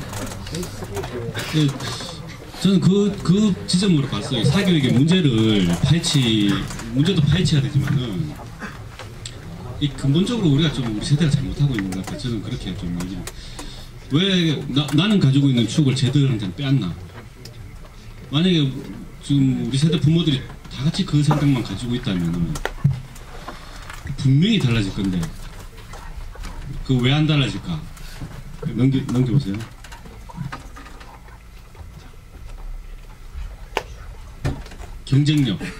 경쟁 교육이라서 그래요. 일본은. 여러분은 경쟁 교육의 한가운데 있어요, 사실은. 다른 나라는 경쟁 교육이 아닌 나라도 있어요. 그리고 경쟁 교육이 싫다고 바꿔달라고 경쟁 교육 안 하겠다고 거절한 나라도 있고요. 그래서 나라를 다스리는 사람들한테 우린 경쟁 교육 안 하겠다. 근데 재밌는 이치가 뭐냐면은, 한 지배자가 있잖아요. 그리고 이 구성원들이 있잖아요. 구성원들을 굉장히 잘 다루기 제일 쉬운 방법이 구성원을 경쟁시키는 거예요, 실제로. 그러니까 여기 5명 있잖아요. 이 5명을 제가 지배자로 칩시다. 그래서 이 5명을 말 잘 듣게 만드는 방법은 어떤 종류의 인센티브를 갖고 이 5명을 경쟁시키는 거예요. 그래서 잘하는 사람이 인센티브를 가져가는 거죠. 그러면은 나한테 불만을 안 가져요. 왜냐면 구성원, 저 사람한테 불만이 있지만 그래도 저걸 인센티브를 가져야 되는데, 이런 생각을 하게 되죠. 5명은 서로가 서로를 싫어하게 돼요. 경쟁 관계니까. 그러니까 이 5명이 힘을 뭉쳐서 나한테 저항을 하면은 저는 안 좋게 되겠죠. 힘을 못 뭉치게 만드는 방법이 경쟁시키는 게. 서로 경쟁자니까 연대를 안 하잖아요. 그리고 회사에서는 아래 사람을 경쟁시키면 저임금 기조를 유지할 수 있어요. 그러니까 5명이 뭉쳐서 월급을 올려달라고 못하잖아. 서로 경쟁관계라서 이기는 사람은 가져가는 거기 때문에. 그러니까 아주 그 위에서 제도를 나쁘게 하고 있다는 뜻이에요. 여러분들은 친구잖아. 근데 왜 경쟁해야 돼? 사실은 그렇잖아. 경쟁 안 하고 안 해도 다 잘 할 수 있는데. 그러니까 어떤 종류의 능력 고양을 위해서 서로 간의 인간성을 약간 포기하고 있는 거예요. 약간 손해보고 있는 거예요, 인간성을. 그래서 어른들도, 제 또래 어른들도 다 이 똑같은 얘기만 합니다. 어떡하냐고. 자꾸 경쟁하게 되면 경쟁이 밑도 끝이 더 올라가잖아요. 그죠? 처음에는 70점 기준이다, 뭐 80점, 90점 점점 더 올라가게 돼 있잖아요.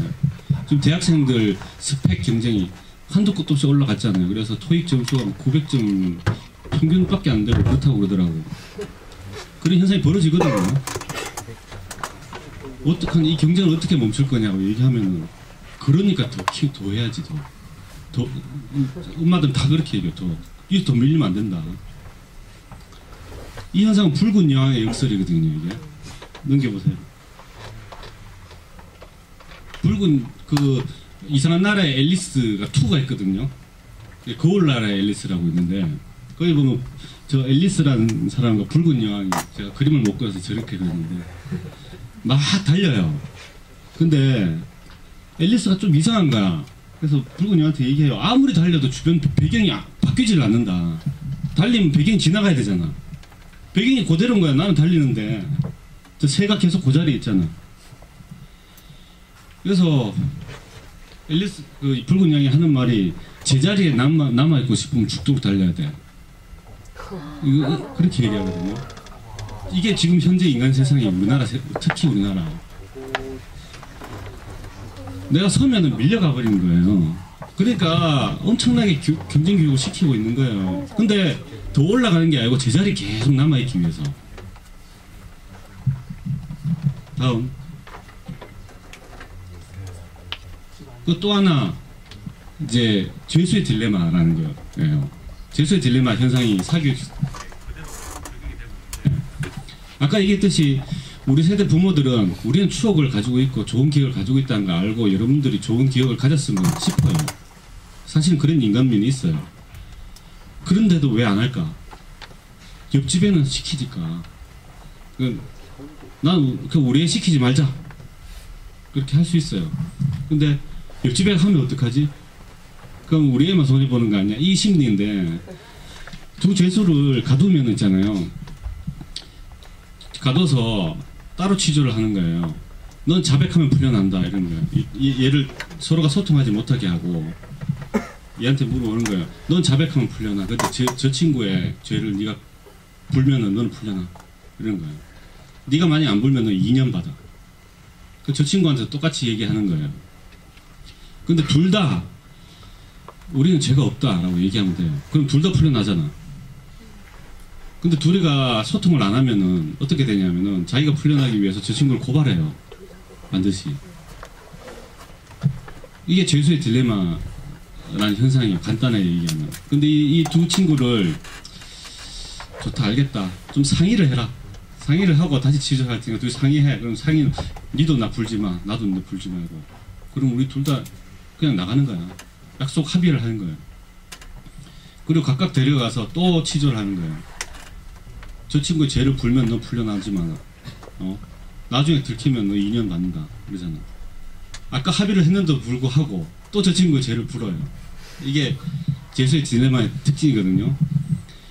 부모님들이 우리 애는 놀게 해주고 싶다, 우리 다 같이 놀게 했으면 좋겠다라고 합의까지 해요, 요새는. 그런데 상대방 부모를 못 믿는 거예요. 그래서 집에 또 시키는 거야. 경쟁에 밀리지 않게. 이 같은 현상이죠. 다음.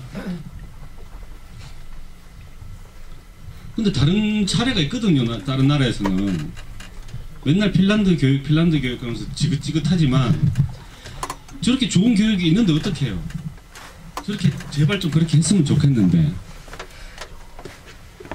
여기 뭐 몇 가지 이제 핀란드 교육의 모토가 뭐냐면은 The Good Education for All, 모든 아이한테 좋은 교육을 이런 건데, 평등 그러면은 다 똑같은 것 같잖아요. 남자도 군대 가고 여자도 군대 가고. 그게 평등인가요? 아니잖아요. 진짜 평등은 기회의 평등을 얘기하는 거죠. 그리고 다른 걸 인정하는 게 평등이에요. 서로가 다르다는 거. 여자는 힘이 약하기 때문에 군대 가면 불리하고 남자도 유리하니까 이 다른 걸 인정하는 거. 이게 평등이에요. 원래 평등이에요. 근데 우리나라는 똑같아야 된다. 이게 평등이라고 생각하거든요. 이건 틀린 개념입니다. 평등에. 진짜 평등은 모두 다르다는 거예요. 그러니까 여러분들도 다 다르잖아. 그러니까 진짜 평등은 어떻게 해야 되냐면은 모두한테 수학자나 공통적인 걸 내서 그걸로 평가를 매겨가지고 순서를 매기는 게 나쁜 평등의 개념이에요. 좋은 평등은 저 친구는 수학을 잘하는 아이고 저 친구는 영어를 잘하는 아이라서 그 다름을 인정하고 수학을 잘하는 애를 수학을 잘하게 특화시키고 영어를 잘하는 애를 영어를 잘하게 특화시키는 게 좋은 평등이죠. 미술을 잘하는 애는 그렇게 하고. 핀란드 교육의 기본 개념이 이렇기 때문에 실제 시험 때 있잖아요. 시험을 겁을 안 낸대요. 이 나라는 학생들이. 왜냐하면 시험의 목적이 뭐냐면은 이걸 평가를 해서 좋은 점수를 매기는 그게 아니고 시험의 목적은 이 친구가 뭘 잘하는지를 찾아내는 거예요. 그냥 보면 모르잖아 뭘 잘하는지. 시험을 치게 해서 뭘 잘하는지를 찾아. 특히 점수가 많이 나오는 거 그게 이 친구가 잘하는 거잖아요. 그래서 벼락치기 하면 안 돼요. 벼락치기는 불법. 벼락치기를 하면 이 친구가 원래는 못하는 건데 벼락치기에서 점수가 잘 나올 수도 있잖아. 그러면 이 친구가 뭘 잘하고 뭘 못하는지 못 갈아내는 거예요. 그리고 시험 칠 때 있잖아요. 선생님 이거 모르겠는데요. 이러면은 가서 가르쳐줘요. 저 마지막 장면에 나오잖아. 왜냐면 그 친구가 이 문제에 관심이 있으니까 지금 알게 하면 되잖아. 우리는 평가하기 위해서 시험 치잖아요. 근데 저쪽은 시험을 뭘 잘하는지 뭘 못하는지 그거 가려내기 위해서 시험 친다는 거예요. 실제로. 다음. 앞으로 좀 더 갈까요? 여기도 그렇게 얘기하잖아요.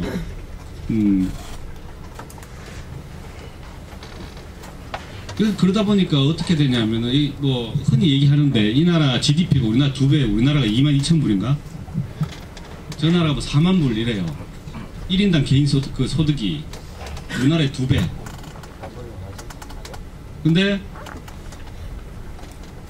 학교 공부 시간이 우리나라의 절반이에요. 근데 이걸 저 나라 끝내주지 않냐 이걸 얘기하고 싶은 게 아니고 수학적으로 계산을 해보자고요. 이나 개인소득은 2배인데 노동시간도 절반이에요. 학생들 교육시간도 절반이에요. 나머지는 놀아요. 그러면은 이 효율은 몇 배죠? 4배잖아요. 2배가 아니고 4배인 거야. 어떻게 이런 현상이 벌어지냐. 반만 일하고 반만 공부하는데 왜 효율이 4배가 버는 게 2배냐. 그래서 효율이 4배가 나오면 왜? 이거 화나는 일이잖아요. 근데 여러분들은 그 이유를 다 알고 있어요. 답을. 제가 잘하는 거를 찾아내가지고 그걸 시키잖아요. 이걸 교육 과정에서 그게 나오는 거예요.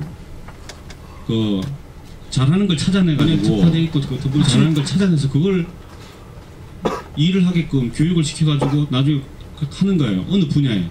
이 친구가 법을 잘하면 법 쪽에 가는 거예요. 저 친구가 미술 잘하면 그쪽에 가는 거예요. 효율성이 2배, 3배가 됐죠, 실제로.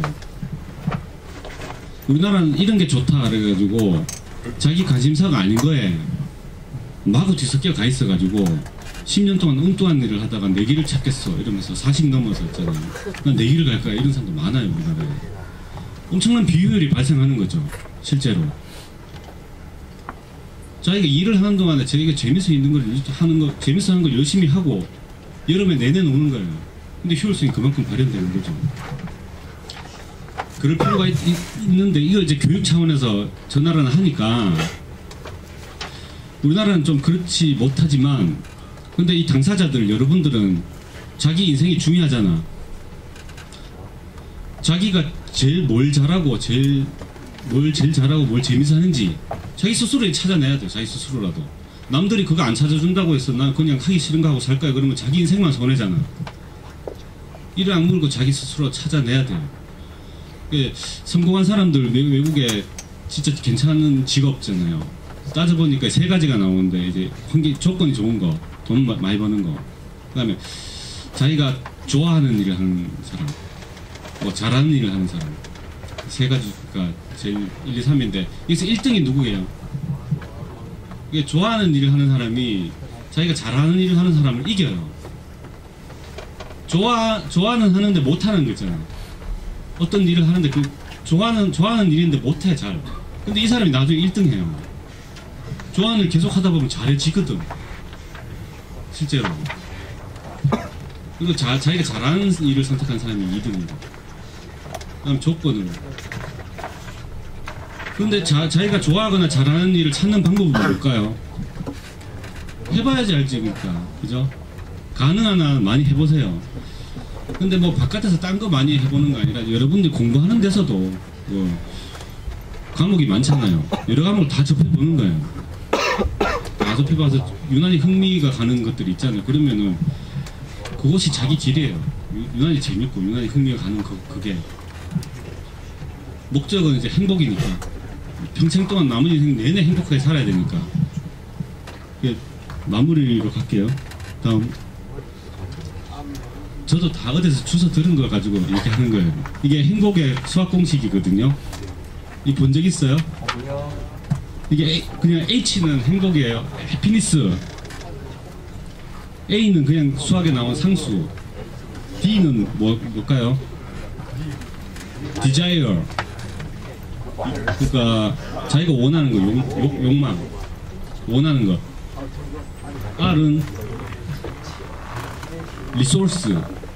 그래요. 그게 자기가 원하는 것에 비해서 주어지는 것. 근데 이게 당연한 공식이잖아요.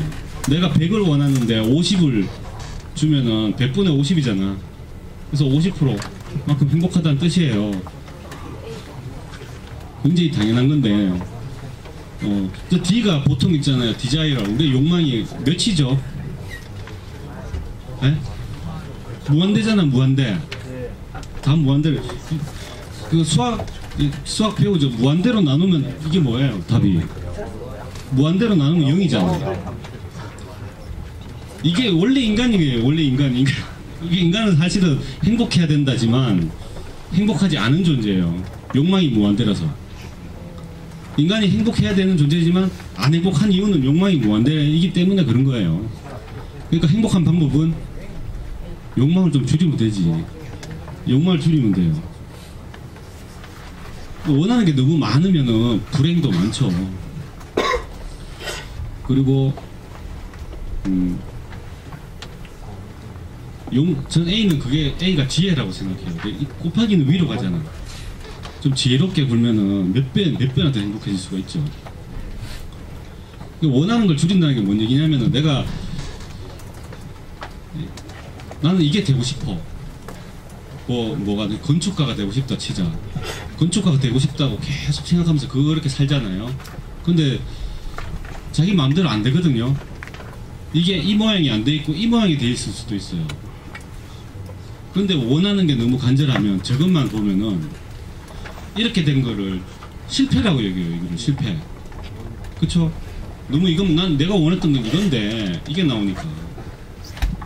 그러니까 내가 오늘 원했던 건 돈가스인데 짜장면이 나왔어.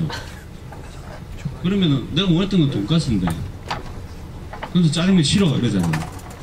근데 원하는 게 너무 그렇게 구체적이지 않으면 좀 줄여준다면 이것도 맛있네 이렇게 될 수 있는 거예요. 그러니까 난 원래 건축가를 원했잖아. 강풀 같은 사람이 되길 원했잖아. 근데 강풀이 안 되고 이렇게 김수박이 되었잖아. 근데 내가 너무나 저기 강풀을 원했다면 나는 실패자인 거죠. 근데 이것도 될 수 있네? 이렇게 보면 되는 거예요. 근데 실제로 여러분들이 인생을 살아보면은 이게 이런 게 돼 있어요. 실제 원했던 것보다 다른 거, 비슷한 다른 거가 돼 있을 가능성이 커요. 근데 그중 절반들은 내가 원래 원했던 거는 그거였어 하면서 자기는 실패자라고 말을 하고 다녀요. 그리고 나머지 절반은 이것도 괜찮네, 이것도 행복한데 이러고 살아요 실제로. 그게 저 뒤에 비밀이에요.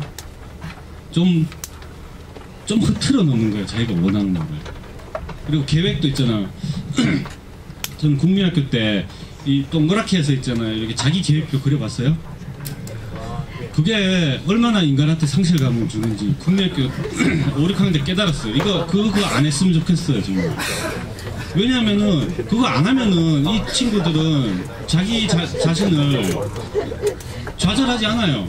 그렇잖아. 자기 자신을 형편없는 인간으로 생각을 안 한다고. 근데 그게 아침 6시 개상해서 아침 공부 1시간 하고, 운동하고, 아침 식사하고, 오전 공부 2시간 하고, 잠도 안 자고 뭐 점심 식사하고, 오후에 4시간 공부하고, 그렇게 그려놨잖아요. 하루도 못 지키잖아. 근데 문제는 뭐냐면은, 그러고 나면 자기 자신을 어떻게 봐요? 형편없는 사람으로 보게 되잖아요. 자기가 자기 스스로를. 그런 거 안 짰으면은 내가 문제가 있는지 모를 텐데. 우리 지금 현재도 계획할 때 그렇잖아요. 너무 크게 자기 자신을 계획을 세워가지고 나는 이거 할 거야, 이게 될 거야. 프랭클린 다이어리 이런 거 있잖아요. 그게 말하는 게 그거예요. 제가 말하는 게 전반대예요. 그렇게 하면은 자기 자신을 혐오할 가능성이 굉장히 커져요. 자기가 자기 자신을 혐오할 가능성을 스스로 막 만들어 놓고 그렇게 가는 거는 별로 좋은 태도가 아니라는 거예요. 그러니까 다음 주 내일의 계획 이 정도를 있잖아요. 해서 그걸 성실히 있잖아요. 이행하면서 가보는 것도 괜찮은 거예요. 그렇게 해서 결과가 간 거 이거 재밌네. 그렇게 만들어진 결과. 밭 1항을 멜 때 있잖아요. 이렇게 200m를 매야 돼요. 그럼 저 200m 저 끝을 1항이 이렇게 한 줄 한 줄 이렇게 돼 있잖아요. 호미로 매야 돼 이렇게. 근데 200m 저 끝을 보면서 매면 못한대요. 한 12랑 갔다가 사람 자빠지는 거예요. 근데 다음 1항만 보고 매면은 끝까지 간대요 사람이. 그래서 다음 1항만 계속 보고 이렇게 하다 보니 끝에 와 있는 거야. 와 이것도 괜찮네 이렇게 생각하는 것도 괜찮다는 거예요. 행복하기 위해서 스스로를 너무 괴롭히지 말자는 거예요. 뭘 하지 말자는 게 아니라 방법론을 좀 지혜롭게 해보자. 그리고 두 번째, 행복은 이제 의무입니까 권리입니까? 제가 이 얘기도 하고 다니는데 이제부터는 행복은 의무입니다. 의무. 행복은 권리. 행복을 권리라고 생각하면은 이렇게 돼요. 나는 행복할 권리가 있어. 근데 나를 왜 행복하게 안 해줘? 이렇게 되잖아요. 그 자기 자신한테 행복할 환경을 줘야 돼. 누가? 엄마가 주든지 아빠가 주든지 선생님이 주든지. 근데 내 마음을 누가 알아? 그러니까 그렇게 되면은 행복을 권리라고 생각하면은 행복할 가능성이 굉장히 적어져요. 안 행복해야지 그러죠. 행복을 의무라고 생각하면 뭐라고 말할까요? 행복해야 돼 이러잖아요. 행복해야 돼라고 마음먹으면 그냥 그 자리에서 그냥 그때부터 행복한 거예요. 여기 앉아있는 게, 카메라 들고 앉아있는 게 난 행복해라고 생각하면 행복한 거죠. 사람이 안 행복하던 사람이 갑자기 그렇게 행복해야 되겠다고 생각하면 행복한 사람이 돼버리는 거예요. 실제로 행복을 의무라고 생각하면은 전쟁통에서도 행복할 수 있는 거예요. 그리고 저같이 키는 크지만 오다리라도 행복할 수 있는 거고. 그러니까 의무라고 생각해서 그게 행복해져야 돼. 난 어떤 상황에서는 행복할 거야. 그렇게 말씀을 하시고 마지막일 겁니다. 자신감 얘기예요. 자신감. 이것도 제가 막 퍼뜨리고 다니는 이상한 걸 하나 만들어가지고 마술을 하나 만들었거든요. 아주 그냥 형편없는 마술이에요. 근데 제 말을 그냥 믿으십니다. 어떤 일을 자신 있다고 말하면 그렇게 돼요. 그러니까 이 친구로 실험해 볼게요. 이 친구가 원하는 게 뭐 이제 나중에 커서 뭐가 되겠다 원하는 게 지금 결정을 했어요? 뭐 교사? 그러면 이제 이 친구한테 제가 마법을 피울게요. 정말 훌륭한 교육자가 될 자신이 있습니까?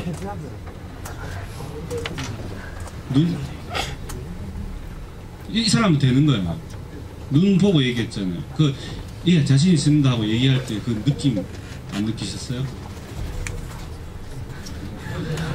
자기가 자신 있다고 말을 했잖아요. 그러면은 이 사람은 훌륭한 교육자가 돼요. 이거를 아까 안 믿을 거라고 그랬잖아. 그냥 믿으면 돼요. 이 사람이, 내가 이 친구한테 얘기했잖아. 이 사람이 내 말을 안 믿으면은 자기는 훌륭한 교육자가 될 거라는 사실을 안 믿는다 칩시다. 자기한테 좋을 게 뭐 있어요. 믿으면 훌륭한 교육자가 되는 거잖아. 근데 신기한 게 자기가 말을 하는 사람은 된다는 거예요. 한 사람한테 해볼게요. 그 중간에 저 안경 뭐 목표를 정한 게 계세요? 뭔데요? 그러면 우리나라에서 좋은 선택했는데 우리나라에서는 역사가 굉장히 중요한데 우리나라 최고의 역사학자가 될 자신이 있으세요? 네. 아, 표정 써. 저런 거라고. 그러니까 자기가 원하는 것을 마음에 품고 자기 친구들한테 있잖아요. 말을 하세요. 그러면은 그 사람은 그렇게 돼요. 난 그렇게 될 거야. 나 우리나라 최고 작가가 될 거야. 근데 알 수 없잖아. 미래는 알 수가 없는 거잖아. 그럼에도 불구하고 얘기를 하는 거예요. 그러면 반드시 그렇게 됩니다. 중간 과정이 어쨌든 간에 자기는 그걸 원했으니까. 그리고 다른 사람한테 말을 했잖아. 그러면은 망신당하기 싫거든. 자기가 말을 했기 때문에. 그래서 그게 그렇게 되는 거예요. 자기가 말한 대로. 세상에 제일 멍청한 게 뭐냐면은 그렇게 안 되면은 망신당할까봐 그렇게 말을 하지 못하는 게 제일 멍청한 거예요. 그죠? 그렇게 망신 안 당하려고 그렇게 말 안 했어. 그래서 그 사람이 안 되면 자기한테 그건 유리한 건가? 자기만 바보 된 거잖아. 그래서 친구들한테 자기가 진짜 원하는 것을 한번 말을 해보세요. 엄마한테도 말해보고 아버지한테도 말해보세요. 눈을 보고 눈 피하면서 얘 자신 있어요. 거짓말이잖아요. 그죠? 눈을 똑바로 보고 얘기를 한번 해보세요. 그러면은 그렇게 됩니다. 기왕 이렇게 된 거 여기 모인 사람들이 제일 훌륭한 사람이 있잖아요. 되는 마법을 그냥 해버리죠. 당신들은 이제 10년, 20년 뒤에 그 사람이 돼 있을 거예요. 말을 하세요. 그게 목표가 정해져 있지 않다고 해도 정해져 있지 않다면 그런 수단 방법을 가리지 않고 행복해지겠습니다. 그걸 선정하면 돼요. 자신 있습니까? 라고 여쭈면은 예, 자신 있습니다. 라고 눈을 보고 말씀을 해주세요. 그러면 당신들 그렇게 되니까. 아시겠죠? 네. 그 자신이 목표한 대로 할 자신이 있으세요? 네. 자신 있습니다가 마세요. 당신들 그렇게 돼요. 나중에 20년 뒤에 있잖아요. 한번 두고 보세요. 네, 이렇게 마칠게요, 강의는.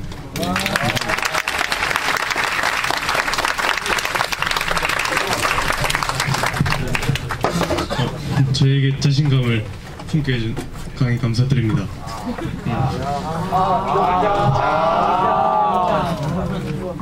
그럼 이제 질의응답 시간에 가져보겠습니다. 질의응답은 산문일답 형식으로 진행될 텐데요. 궁금하시거나 뭐 꼭 말씀드리고 싶은 게 있으면 손 들어주시기 바랍니다.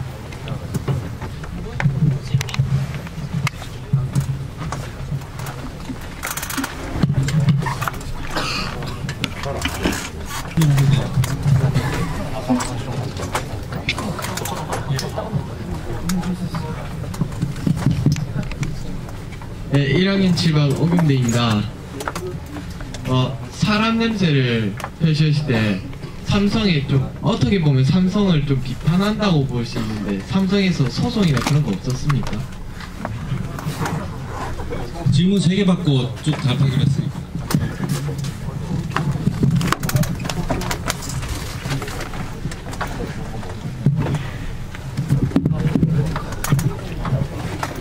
네, 2학년 1반 차민석이라고 합니다. 그 사람 냄새 보면은 사람 냄새나 뭐 또 하나의 약속과 같은 이런 삼성의 악행에 대해서 이제 이제 이런 뭐 지식이 있으신 뭐 선생님, 뭐 의식이 있으신 선생님 같은 분들이 이제 이렇게 작품을 내시면서 이제 알려지게 됐는데, 솔직히 말하면은 이런 언론과 같은 이런 큰 뭐라 해야 되지, 그런 정보를 수집하는 뭐 기관에서 이런 뭐 정보를 좀 더 빨리 입수했다고 저는 생각이 듭니다. 그렇게 봤을 때 지금 그런 언론에 대해서 먼저 접하지 못한 대중에 대해서는 이런 언론이 부패했다고 결론이 나올 수밖에 없는데, 그러면 근데 작가님에게 묻는 건 지금 그래서 결국 이런 부패한 언론에 대해서 뭐 가지고 있는 생각이 아니면 이런 구제할 수 있는 방법이라도 있는지 좀 묻고 싶습니다.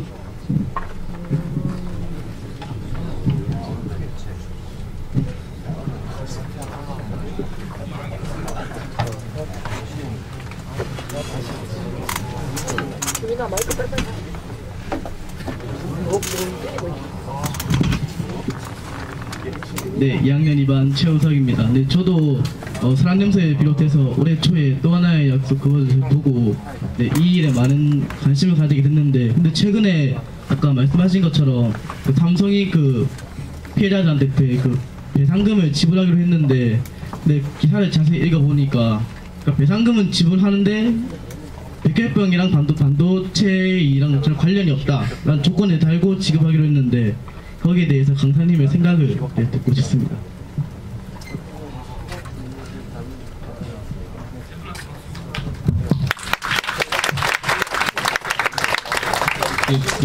이제 삼성 문제에 대해서 질문을 많이 하시는데 그 책으로 읽으셨나봐요. 저는 그걸 몰랐네요. 그래서 아까 다 대충 넘어갔는데, 뭐 삼성이 그러니까 외압이 있었냐 이거 질문하시는 거잖아요. 외압은 주변 사람들이 많이 했어요. 삼성은 외압을 안 하고 주변 사람들이 많이 해요. 주변 사람들이. 그러다 큰일 난다, 잡혀간다. 근데 주변 사람들은 뭐 부모님이나 또는 친구나, 그 친구라고 칩시다. 친구는 왜 나한테 그 얘기를 할까 이런 걸 궁금해 봤어요. 또는 나는 왜 그런 마음을 갖고 있을까? 누군가 손해볼까봐 그런 마음을 갖고 있을까? 그게 제일 중요했던 것 같아요. 이상하게 우리나라 사람들이 다 그 생각을 가지고 있는 거예요. 이게 아무 근거가 없는데. 그래서 그 질문을 좀 파고들다 보니까 그럼 처음으로 돌아가야죠. 삼성은 어떤 존재이길래 왜 삼성이 우리한테 불이익을 줄 수 있다고 생각을 하는 걸까? 삼성은 어떤 존재인가? 삼성은 장사꾼이에요. 장사를 하는 데잖아요. 물건을 만들어서 파는 데잖아요. 그러면 그 삼성의 정체성이 그건데, 물건을 만들어서 파는 사람이 당신 그 회사 문제 있다고 누가 비판을 했을 때 그 사람한테 불이익을 줄 수 있을까? 불이익을 만약에 준다면 그건 분명히 잘못된 거다. 불이익을 원래는 줄 수 없다. 비판받을 건 비판받아야지. 특히나 사람 목숨, 생명에 관련된 거에 대해서 잘못한 거는 비판을 받아야 되는 거지 않냐. 그냥 단순하게 그렇게만 생각을 했어요. 그래서 삼성이 나한테 불이익을 만약에 준다면 장사하는 사람으로서는 불이익을 줄 거리가 없다. 맞잖아요. 저는 심지어 삼성 물건 사기도 하거든요. 어떻게 내 물건 뺏어갈까 삼성이? 그런 방법도 없잖아요. 아무런 방법이 없어요. 실제로는. 그런데 막 삼성이 뭐 로비를 해가지고 뭐 판사와 검사들을 로비를 하고 저 행정부를 뭐 그렇게 했을 것이다. 소위 그거잖아요. 만약에 그렇게 해서 제가 있잖아요. 불이익을 당한다면은 분명히 이 나라가 굉장히 잘못되어 있는 거죠. 그걸 증명하는 셈이잖아요. 그런 방식으로 저를 불이익을 준다면 완전 뭔가 잘못됐다는 걸 저 같은 있잖아요. 폭로를 할 작가한테 빌미를 주는 거예요. 스스로가. 그럼 저는 또 폭로할 거예요. 그리고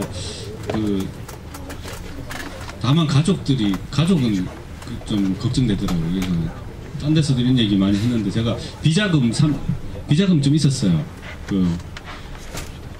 몰래 숨겨놓는 돈, 마누라 몰래 170만 원 있었어요. 한 달에 10만 원씩 2년에 걸쳐서 이렇게 모은 돈이 있는데, 이제 책 내고 나서 막 인터뷰 같은 거 이런 거 하러 다닐 때 삼성에서는 안 그러겠지만 삼성을 이제 지지하는 삼성이 주식 가지고 있는 사람들한테 당할 수 있다고 그런 거야. 누가 밤에 벽돌로 맞을 수 있대. 그러니까 합법적인 방법이 아니고 불법적인 방법으로 당할 수 있다. 그래서 그 삼성 측자, 삼성에서 투자하는 분들이 얘기를 해요. 그렇게 그래가지고 그 비자금을 이건희 회장의 비자금은 4조 5천억이에요. 제 비자금은 170만 원. 그거를 인터뷰하러 가기 전에, 서울 가기 전에 마누라한테 줬어요.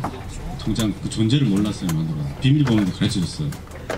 그리고 저는 멀쩡하게 이렇게 아무 문제 없이 잘 살고 비자금만 빼앗기고 170만 원. 그때부터 다시 10만 원씩 모으고 있어요.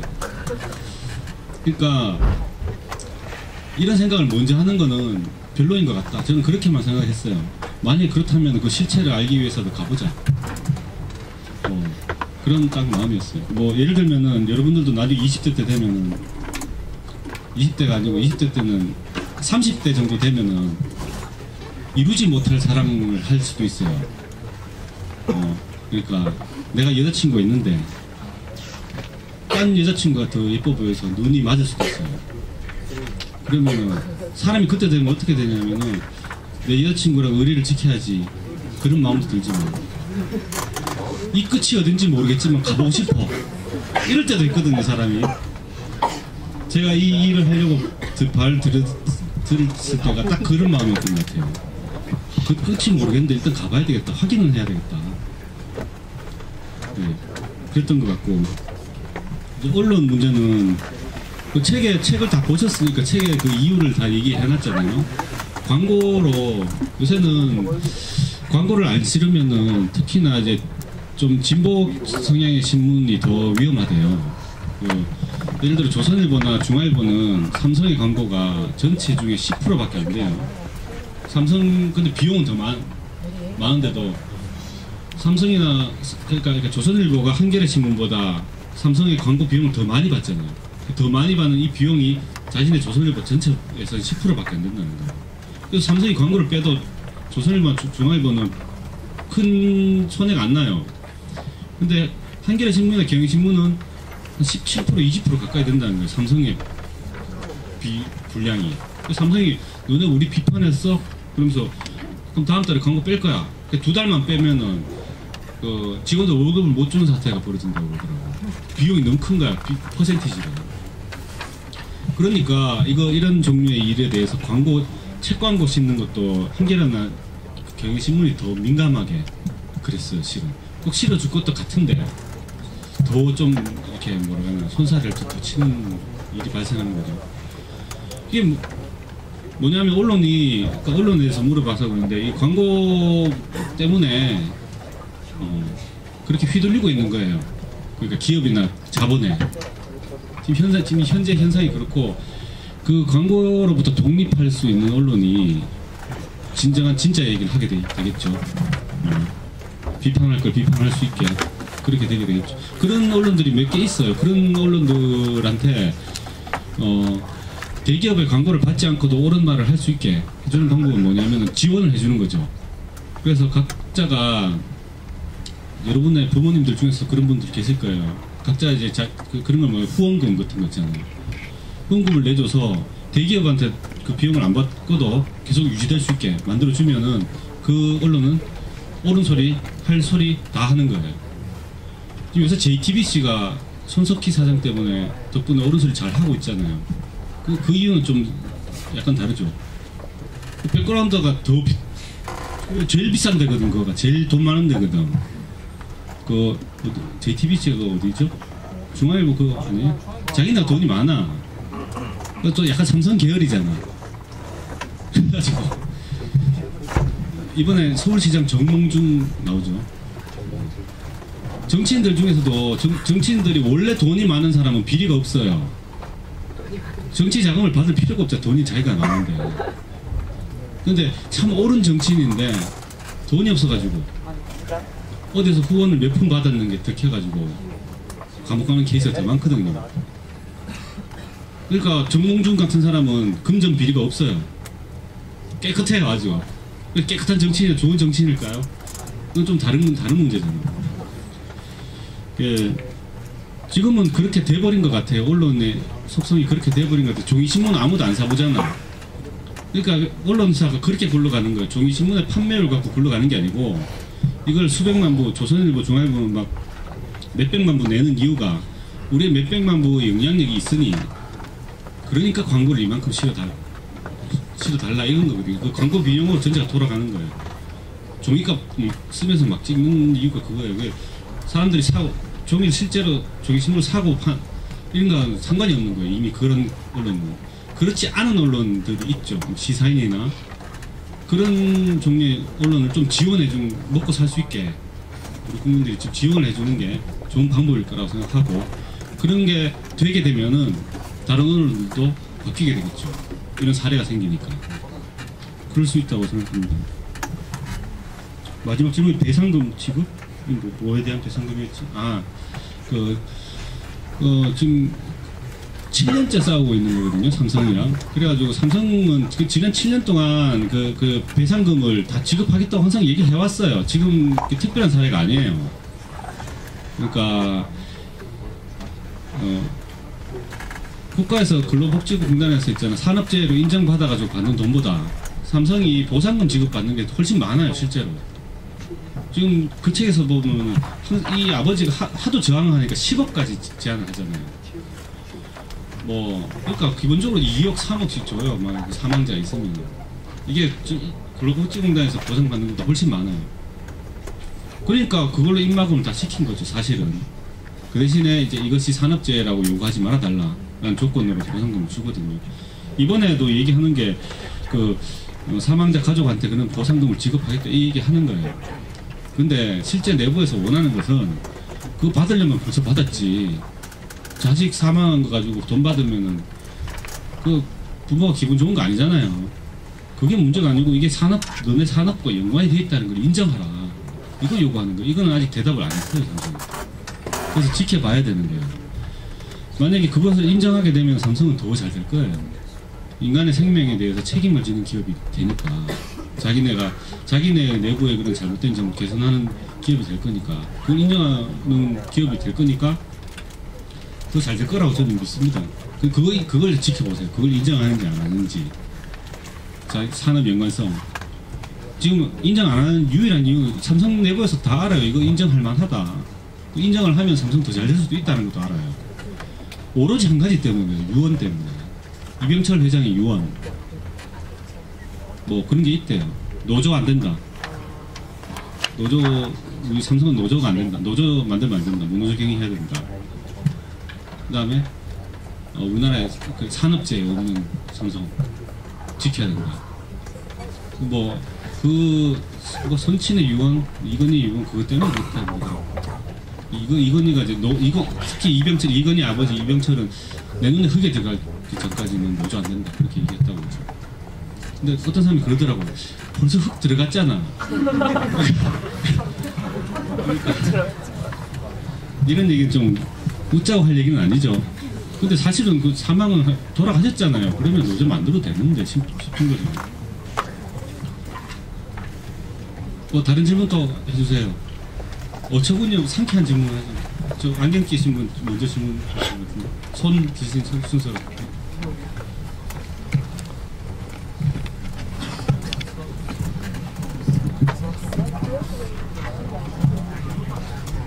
아, 2학년 4반 한승진이라고 합니다. 이번에 세월호 관련해서 이제 좀 안 좋은 평들이 많지 않습니까? 혹시 거기에 대해서 이제 만화를 이제 혹시 작품을 만들 생각이 있으신가 그게 궁금합니다.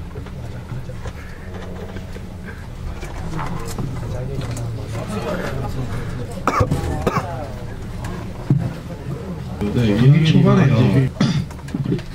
진로를 이제 우리가 잘하는 것을 빨리 찾아서 정해서 좋은 길가 우리가 자기한테 맞는 길을 가야 선생님처럼 안 된다 이렇게 말씀하셨는데, 선생님이 이제 말씀하시기로 이제 보통 다 우리가 바로 찾은 사람들보다 한 10년 좀 늦게 이제 자기 원하는 일을 하셨다고 하셨지 않습니까? 그러면은 20대가 그렇지 않다고 하시는 건데, 그러면 20대에 있었던 자기가 인생 같은 거 좀 후회하십니까?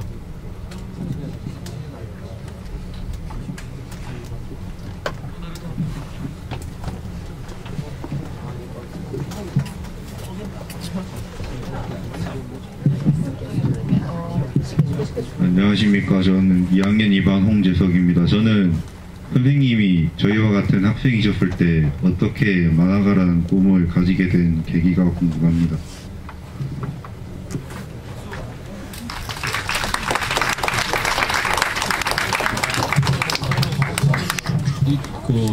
옛날에도 세월호 같은 그 사건들이 굉장히 많았거든요.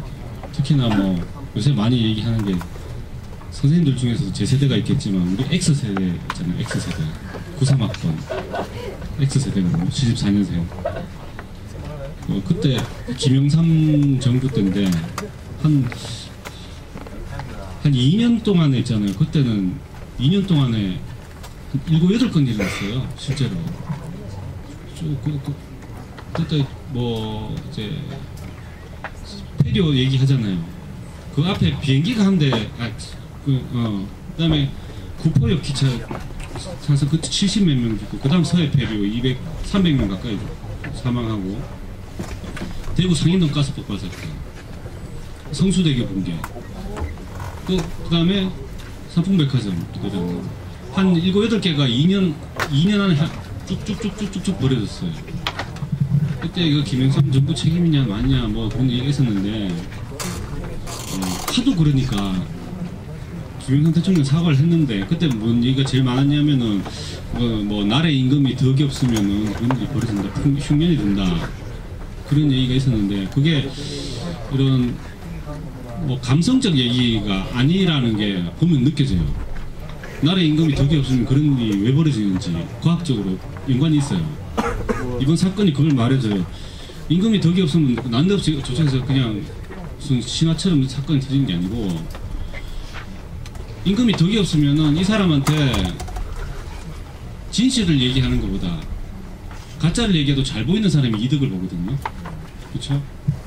그래서 가짜를 얘기해서 잘 보여서 이득을 보는 사람들만 모이게 돼 있어요. 그럼 이 사람 아래 사람은 다 마찬가지로 똑바로 책임을 지는 사람 말고 책임을 안 져도 잘 보이기만 하는 사람, 그 다음 아래선 다 이렇게 나라가 그렇게 구성되게 돼 있는 거예요. 제일 위가 한 사람이 그렇게 하면은 막판 선원들까지 그렇게 되잖아요. 책임을 지는 사람이 아니고 다른 쪽으로 이득을 보는 사람, 그 구조가 그렇게 바뀌는 거예요. 그러다 보면 전체적 기강회의가 벌어지잖아요. 기강회의로서 사고가 나는 거죠, 실제로. 과학적 이치가 있는 거죠. 이런 식으로 만화 만들 생각 없냐 그러는데 이런 방식으로 만들면 되겠네, 저는. 만들 필요가 있으면 만들어야 될 것 같아요. 근데 이 사건의 특성을 여러분들 좀 인식을 좀 하셨으면 좋겠어요. 아까 이런 이치가 있다. 그 다음에 요새 어른들이 미안하다고 많이 그러잖아요. 동화책 중에, 딸이 보는 동화책 중에 뭐 핵전쟁 이후의 아이들 뭐 이런 동화책이 있어요. 이제 마쳐야 됩니까? 요것만 하고 마칠게요. 거기서 보면은 독일 동화인데요. 학생들이 자기 부모한테 자기 부모를 원망해요. 그리고 비난을 해요. 근데 핵무기는 자기 부모가 만든 게 아니잖아요. 근데 그 부모들은 자기 아이들의 비난과 비판에 아무 할 말이 없었어요, 진짜. 왜냐하면은 핵무기를 만드는 세상을 내버려 두는 죄거든요. 이 분명한 죄예요. 우리 어른들은 그걸 겁내하고 있어요. 여러분들이 우리를 원망할까봐. 그리고 나중에 분노할까봐. 그러니까 이렇게 부패한 세상을 그렇게 계속 진행되게 내버려 두는 죄, 우리 그 원죄를 가지고 있어요. 우리가 좀 바꿔야 되는 거고, 그걸 여러분들은 기억을 하세요. 그리고 노려보고 판단하세요. 지금 기억을 하고, 안 그러면은 여러분들 친구들이 또 그럴 수도 있잖아요. 그죠?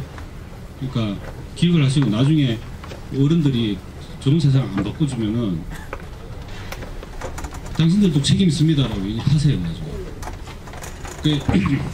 그게 우리 어른들이 정신 차릴 수 있는 좋은 계기가 될 거예요. 당신들의 눈빛이, 그 눈빛이.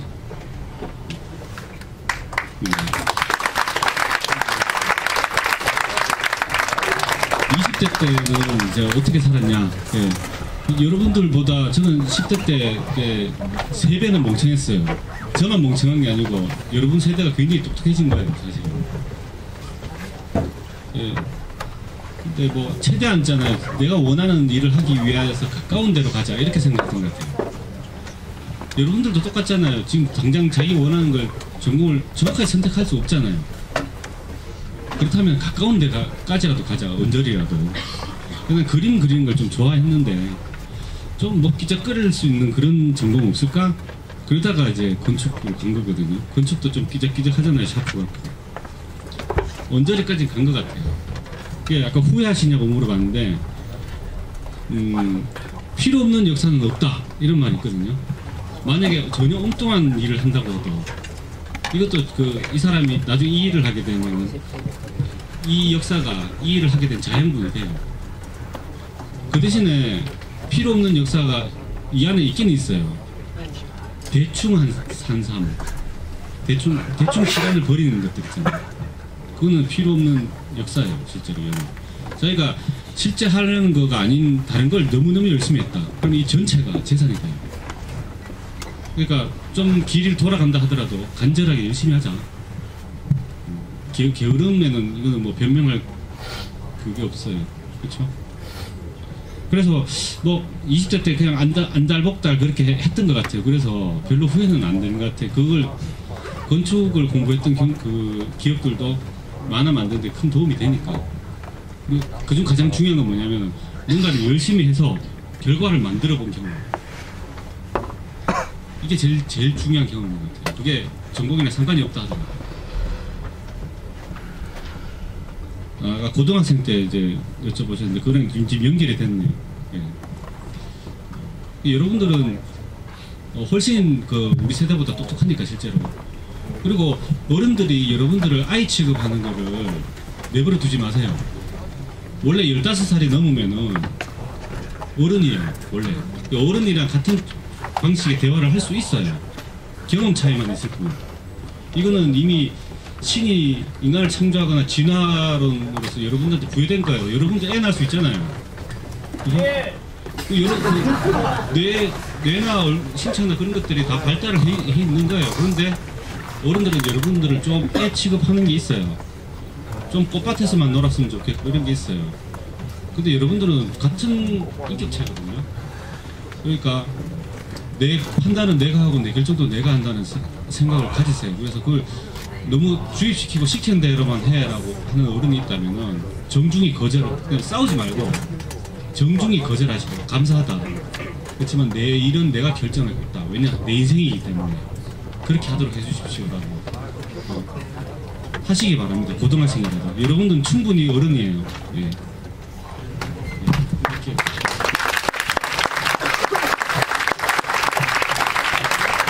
마지막으로 선생님께 마무리 말씀 부탁드리겠습니다. 아까 쭉 얘기했는데 결론은 자신감이에요. 자신감. 그게 자신감은 자기가 뭐가 준비되어서 갖는 게 아니에요. 내가 하고 싶다. 그리고 난 할 수 있다라고 그냥 막연하게 생각하는 거, 이게 자신감이에요. 뭔가 준비되어 있는 상태에서 뭐 건투 연습을 굉장히 많이 했기 때문에 자신감 갖는 거 아니에요. 그냥 나는 그게 되겠어 라고 하는 사람은 그냥 그렇게 되게 돼 있어요. 제 말을 믿으세요. 그리고 아까 얘기했듯이 안 믿으면 손해. 자기만 바보. 자신감 가지면은 분명히 그렇게 됩니다. 예. 꼭 그렇게 다들 되시길 바라고 그렇게 나중에 만납시다 또.